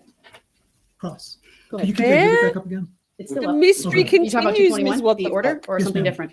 221. You want it published? Yes, ma'am. Go ahead. Just real quickly before I do that, just for the record, I wouldn't move it into evidence. I guess I jumped the gun a little bit, given his request. It is received, and jury may view it through publishing. The second paragraph on that exhibit, what is the reason why it wasn't accepted? What does the state on the Oh my exhibit? God, recross. Why? What I said before, that the documents weren't properly served on the interested parties in the estate. Big time. No further questions. All right, thank you. Thank you. You may step down. And I would ask that Attorney Taylor be released from any subpoenas. Objection. You are released from your subpoena. Thank you again for being here. All right, you may call your next witness. Thank you. The state calls Todd Szada. Todd Szada. Now that's a name. Let's go, Todd. Excuse me. Sorry. Wow. Don't clear your throat into the microphone. Goodness gracious. Haven't even had cheese. Good afternoon, sir. If you would make your way all the way up to the witness stand, which is on my right, up one riser. When you get there, please remain standing. Raise your right hand. My clerk, Teresa, who's on our left, will swear you in. Do you solemnly swear that the testimony you're about to give should be the truth, the whole truth, and nothing but the truth, so help you God? Yes. Thank you, sir. Please have a seat. He's got his company shirt on. The first thing I will ask you to do is to state your first and last names for the record and spell each. God, it's so slow. Todd Szada, Todds, Z as in zebra, A, D as in dog, A. Thank Szada. you. Go ahead, your I witness. like it. Todd Thank you. Szada. Mr. Szada, how are you employed? Bazinga. Self-employed. I own my own company. Yes, he does. At I one love point, did that. you own a business called ServPro? Yes. When did you own that business from and until? About March 2010 until January 12th of 2023. What kind of work did ServPro do generally? Fire and water damage, cleanup, restoration. And in sometime in 2021, did representatives of the Waukesha County Sheriff's Department come to your ServPro business to talk to you? Yes. Did they bring with them an invoice that they wanted you to look at? Yes. All right, I'd ask you to show the witness Exhibit 65, page 40. This has already been introduced into evidence, so I'd ask to publish it. Go ahead. Objection.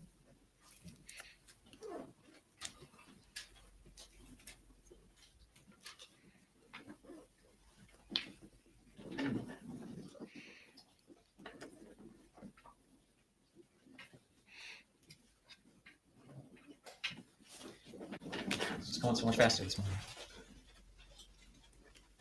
Okay, thank you. Mr. Szada, does this appear to be the invoice that the Waukesha Sheriff's representative showed you? Yes. Did you notice anything about it right away? Yes. The formatting is very different than the formatting we're required to use. Our accounting software is QuickBooks, and that's not the format that we're. Oh, she's just such a dirty little rat, isn't she? This Jessy Kurczewski. Girl, at least format it right. People notice that shit. Shit. Required to use. Okay. Nevertheless, if you look towards that sort of middle section, do you see something where it's labeled an authorization code? She made up the code? Yes. And is that a term that routinely appeared on your invoices from ServPro, an authorization code? No. were you able to do anything with that authorization code? No. Wow. Did the sheriff's representatives ask you to look up any name associated with that particular invoice we're looking at? Yes. And that was a Jessy Kurczewski, it appears? Correct. Did you in fact search your business records? Yes. Did you find any jobs associated with a Jessy Kurczewski? No. And if I could take this down briefly and show the witness just Exhibit 94, please. Did the Sheriff's Department personnel ask you for what a ServPro invoice would look like? Yes. Were you able to? Oh, her provide them eyebrows with one? going Yes. up. Look how Do you bad see Exhibit 94 on your screen? Yes, sir. Pause. I'm going back. Watch her eyebrow go up. She is so big mad. Suck it, Jesse. Wait. With a Jessy Kurczewski. No. And if I could take this down briefly and show the witness just Exhibit 94, please. Did the Sheriff's Department personnel ask you for what a ServPro invoice would look like? Yes. Were you able to provide them with one? Yes. You see Exhibit 94 on your screen? Yes, sir. You recognize what that is? Yes. What is it? That is a standard ServPro invoice with the Show proper us. formatting directly out of QuickBooks. Show us. Now, before I have to publish it, there's a name and address and such given. Is that a real person? No, that's a fictitious name that was used just to create the sample invoice. Okay. And is that because you were asked to create an invoice? Yes. Okay. Now I would move Exhibit 94 into evidence and ask to publish it. No objection. Exhibit 94 is received. Permission to publish is granted.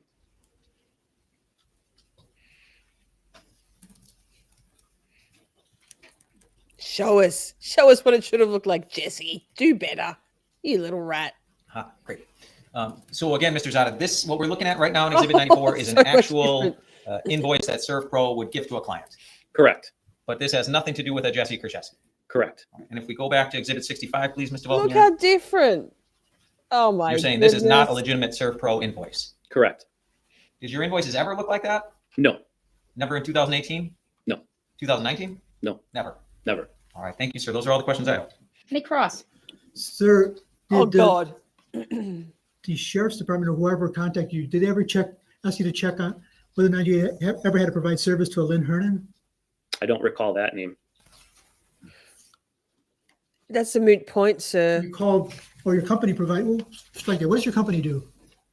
At the time that we own ServPro, it's a fire and water cleanup and restoration company. Also did mold remediation. So would that consist of like mold inspections?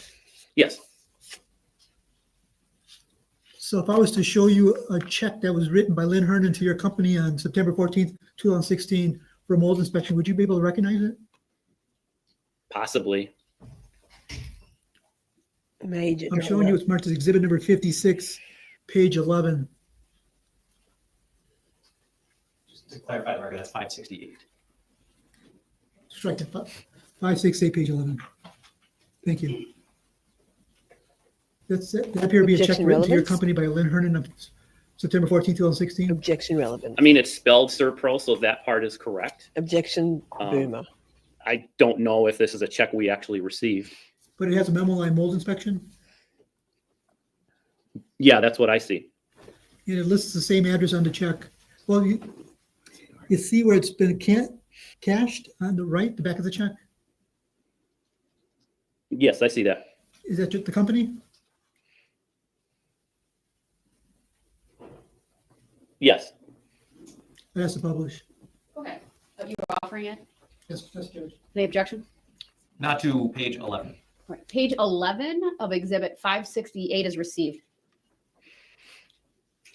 Again, the back of the check seems to signify that it seems to suggest that your company cashed that check, correct? I don't know for a fact that my wife and I are the only two that would ever deposit checks. She might have deposited that. I don't know if that account number is an actual account number. But this was dated September 14th, 2016? The date of the check? That's what I see. And the address matches the invoice that you were shown by the state? On the back of the check, yes, that does match our address at that time. When was your company terminated? It wasn't terminated. We sold it in January 12th of this year. Yeah, can we just take down the screen and have a sidebar very briefly? Sidebar.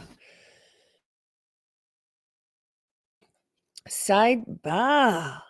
Well, shit. What are we sidebarring about? She's like, let me write some more letters. Let me write some more letters. Oh, back to it.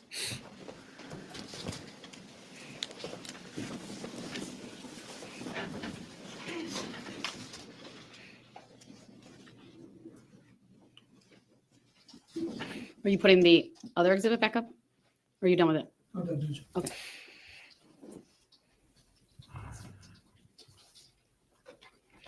So we're moving on from that then, I guess.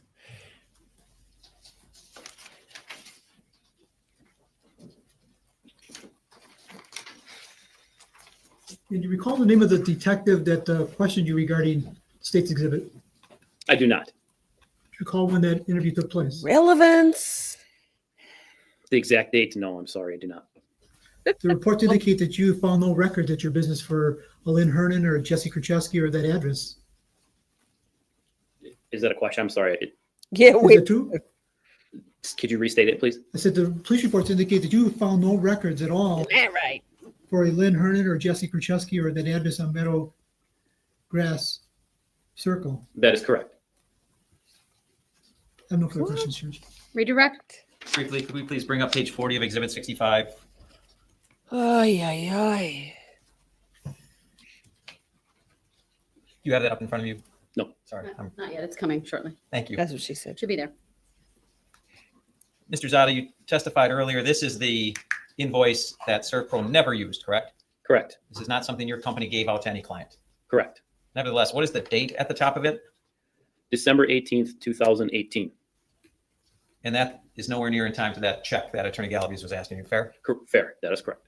Is this particular invoice associated with any Lynn Hernan? Not to my knowledge. Do you see any address on this invoice or what's purported to be an invoice that you can see? The only address that I can see is the address of my business on the top. Those are all the questions I have. Thank you. Thank you. Sir, you may step down. Step down. You may step down. May he be released from his subpoenas? Yes, please. All right. Any objection from the defense? No, Judge, thank you. All right. He is released from his subpoena. Witness 23. Next, Ann Kirby. Incoming. All right, go ahead. And Kirby. We're on day 6, and I finally realized that the witness names are down there, and when you're in the time stamping, so that's kind of cool. Yay! Good afternoon, Ms. Kirby. If you would please make your way all the way to the front of the courtroom, up to the witness stand. It is next to me on my right, up one riser. When you get there, please remain standing. Raise your right hand. My clerk, Teresa, who will be on our left, will swear you in. Do you solemnly swear that the testimony you're about to He's give shall be the nervous. truth, the whole truth, and nothing but the truth, so help you God? I do. Thank you. Have a seat. The first thing I will ask you to do is to state your first and last names for the record and spell each.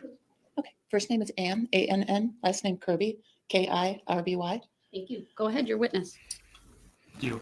Ms. Kirby, how are you employed? I'm an office manager at VCA Milwaukee Emergency Center for Animals. Oh, God. Some responsibilities. Pause. Oh, God. Okay, I'm going to slow it down a little. We have time. We've got another stream, our final stream for Camp Shorty coming up in about 45 minutes. We're going to time it perfectly. It happens very occasionally with me and my scheduling. Let me go to this. The ops manager. I'm the manager of the front desk. I do customer service, assist Maybe a little bit the medical director and scheduling for the hospital. As part of that, do you help maintain records of the animals or receipts involved with animals? Yes. Okay. I want to direct your attention to November Yes, of if you need to step 2021. away. In November of 2021, did some officer come and meet with you about a receipt? Yes. All right. Can you just describe what they were wanting to talk to you about? He came in and asked me if it was a receipt that came from our hospital. And I said no, that it had all the correct information on it, but none of the graphics were the same. And there was handwritten, like paid in full type things. It looked like it was made like off just a regular computer, and we don't do any handwriting on ours. Ours says all computerized. And the amounts weren't the same as what we had in our system. So you kind of beat me to my next question. Sorry. So you're reading my mind here. So at that point, did that prompt you to look at your official records? Yes. Were you able to pull the receipt from that same transaction? Yes. Okay. Your Honor, if I could just show the witness here, Exhibit 96. Go ahead. Ms. Kirby, on the top of Exhibit 96, do you see a date on there? Yes. January 9th of 2019. Okay. And then actually even higher on that, do you see where it says duplicate and then a date? Oh, yes. 11/2 of 21. Would that have been the time that the officer had come talk to you? Yes. Okay. And does that look like a true and accurate copy of the receipt that was provided from VCA regarding this subject? Yeah, that looks like the one that I gave him. Yeah. All right, move Exhibit 96 into evidence and ask for permission to publish. Objection. Exhibit 96 is received. Permission to publish granted. Ms. Kirby, if I could direct your attention to the patient portion of this receipt, could you give a name under that? The name of the patient was Sam. Okay. Could you give the date of birth? 1/9 of 2010. Additionally, is there a weight listed here? No. Okay. Moving on, I want to direct your attention to the detailed visit information. What date is that? 1/9 of 2019. All right. And then can you please tell the jury what the price was for the euthanasia? The price was $244.55. Specifically just for the euthanasia, could you please read that amount? Oh, I'm sorry, $148.55. No problem, thank you. And then moving further down in the receipt under invoice summary, does it give a patient name? Sam again. Okay. And if we could take down 96 and then just show to the witness Exhibit 65, page 25. Ms. Kirby, do you recognize this document? Yes, that's the one that the officer brought and showed to me and asked if that was the one that came from our hospital. Okay. Your Honor, this has already been received, so I'd be asking for permission to publish. Go ahead. And just for the record, it appears to be page 25 of 52 of Exhibit 65. Thank you. Ms. Kirby, on the top, do you see a date? 1/10 of 2019. Is that different from the date in Exhibit 96? Yes, I thought that it was 1/19 on the other one. Am I wrong? We can actually show you Exhibit 96 again to help you Sorry. refresh. No, you're fine. What is the date on the top Oh, there? 1/9 of 2019. No problem. Thank you. Can we go back to 65? Again, under the patient information, does it give a name of the patient? No, this one states unknown. Does it give a date of birth? It says unknown again. All right. Does it actually give a weight listed here? Yeah, 6 pounds. Thank you.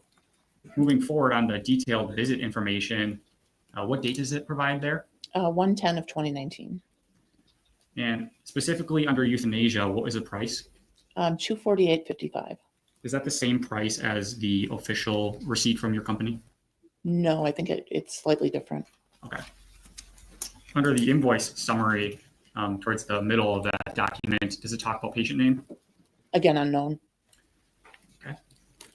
And on the last few questions, on the top middle of Exhibit 65 on page 25, do you see an invoice number? Yes. Looks like 854-701-016. And I would just ask Mr. Vulcanier to Exhibit 96. Could you read the invoice number on that?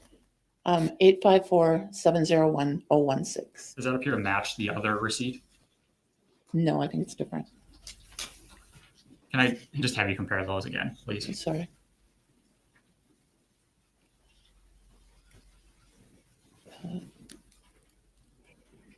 And then flipping back to 96. Yes. So they do appear to be the same? Yeah. And lastly, Is the client information on both of these receipts Jessy Kurczewski?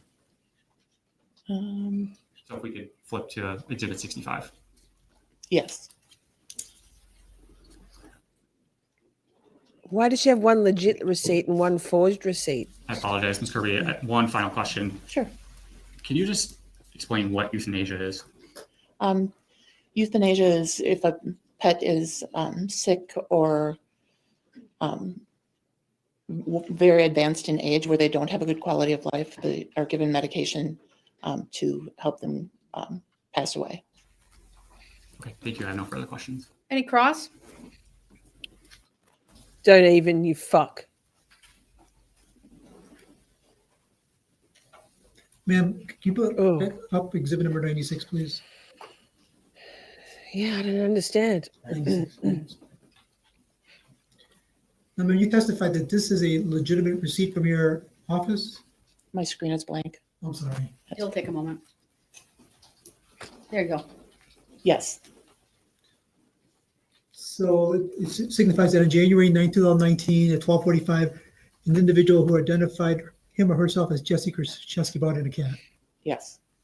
And the cat's name was Sam, correct? Yes.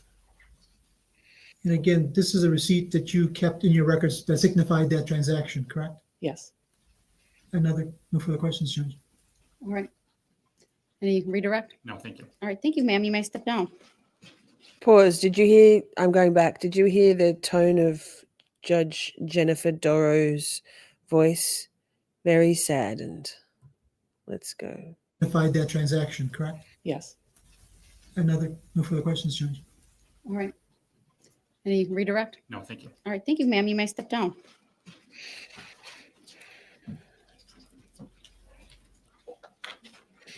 I'd be asking that she be released, please. All right, ma'am, you are released from your subpoena. Thank you again for being here. Any additional short witnesses for today, or? We do not have any additional short witnesses for today. I believe our next witness will be quite a lengthy one with financial documents. All right, then we will break for the day. We all have eager trick-or-treater to get to. Let me read the instruction to you. Do not begin your deliberations and discussion of the case until all the evidence is presented, and I have instructed you on the law. Do not discuss this case among yourselves or with anyone else until your final deliberations in the jury room. This order is not limited to face-to-face conversations. It also extends to all forms of electronic communications. Do not use any electronic devices such as a mobile phone or computer, text or instant messaging, or social networking sites to send or receive any information about this case or your experience as a juror. We will stop or recess from time to time during the trial. You may be excused from the courtroom when it is necessary for me to hear legal arguments from the lawyers. If you come in contact... Okay, so by the looks of things, there's nothing outside the presence of the jury. So glad that part's over. Yes, same. I think the first guy, I can't remember his name now, the fellow, the probate attorney guy, that was dry and tough to listen to, but then Elizabeth Taylor was a little bit more spicy. Yes, dirty. So we made it. We did it. Excuse me. Oh. So technically we're scheduled for like another 35 minutes to go to Psychology Corner, but there is a portal, there is a redirect. Amazing. Ms. What the fuck? Yes. Do you want to maybe pull it to, I don't know. Oh, just on past, please. Because by the time we say our farewells and play Chad is Bay, it should be about right. Perfect. Thanks, friend. Okay. Now, so next weekend, given that Donna Adelson's sentencing is on Monday, and I have a feeling walk and talk. I'm not sure how long that will be because remember Phil and Ruth Markel already gave their victims impact statements. So I'm not sure how long that hearing will be, but we'll definitely cover it next weekend on Friday night. Perhaps Anyway, if it's a long day, we'll make it the whole night. Well, like the whole all court will be just Donna Adelson court. If it's a quick one, we'll just do a quick recap and or watch it all and then head over to, I don't know. Anyway, make sure you got your bell. Ring the bell. Put your notifications on. Of course, everything's always talked about in the Discord. I try to schedule the streams with a few days in advance. Start time's always fluid. You know that. You know that about me. So thank you everyone for being here. We're up to, so wait. Still more housekeeping. And then we'll do, if it's very short, the sentencing hearing, I don't know if it will be. We'll do something. But we'll do day 7 of Jessy Kurczewski, I guess, on Saturday night. So we might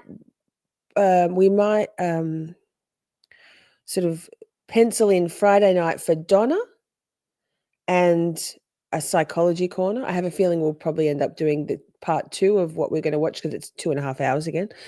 So we don't want to do that all in one go because with my pausing, that'll be a 17-hour stream. And then we'll allocate Saturday night for a full day in court in Wisconsin. How about that? How does that sound? Does anyone think Donna will give a statement? I think she might give a very brief statement like Coburger or something, a couple of sentences proclaiming her innocence to get the last word in. But we shall see, huh? I think that's Monday at 3, right? Eastern, perhaps. Is Tallahassee Eastern? IDK. Can't wait to see Georgia one more time and Sarah and Judge Everett. I love. And then again, I was off the mark with Wendy. Will be arrested in the next 2 weeks because it's been more than 2 weeks. It's been 4. Damn it. I'm fine to be wrong. I'm not fine that Wendy's not in jail though. So buckle up. Head on over. It's going to be an interesting, fun stream. 17 hours. Oh my God. Imagine. I'd have to remember to have breakfast if we were going to do that. Now, buckle up. We'll go Chatty's Bay. We'll go over to Psychology Corner to finish off Camp Shorty. We can get a little feral. There's some cute boys and some really interesting takes. Not it weaves around into other things, not just sort of the strict conversations about narcissism and psychopathy and stuff. So, yeah, good point, Laura. Good point, Laura. Don't. Love you all so much. Thank you, Miss What the Fuck, for everything you do. Thank you, mods. Thank you, shorties. I love you so much. Make sure you got your autoplay on to take you there, but it's just the final live stream. If you don't get there, if you got to take the bus, it's easy to find. I'll see you there.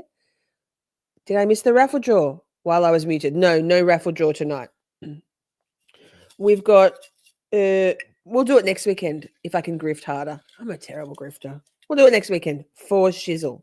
Oh, my system's terrible. This one's stuck together. I'll sort that out later. Don't give me a fucking squirrel. I love you all very much. See you in a minute. Mwah. Peace. Be kind to each other. Always. I love you all so very much. We had a blast just chatting and stuff. Things may have gone bit off the rails. Professional when all else fails. 'Cause chat is babe, so much to say.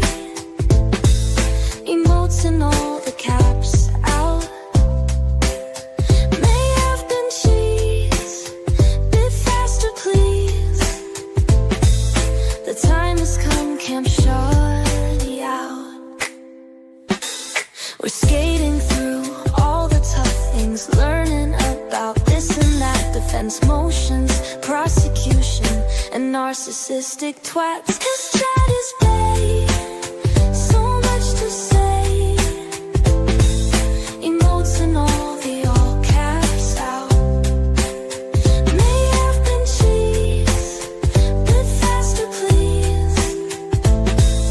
The time has come, Camp Shorty out. Community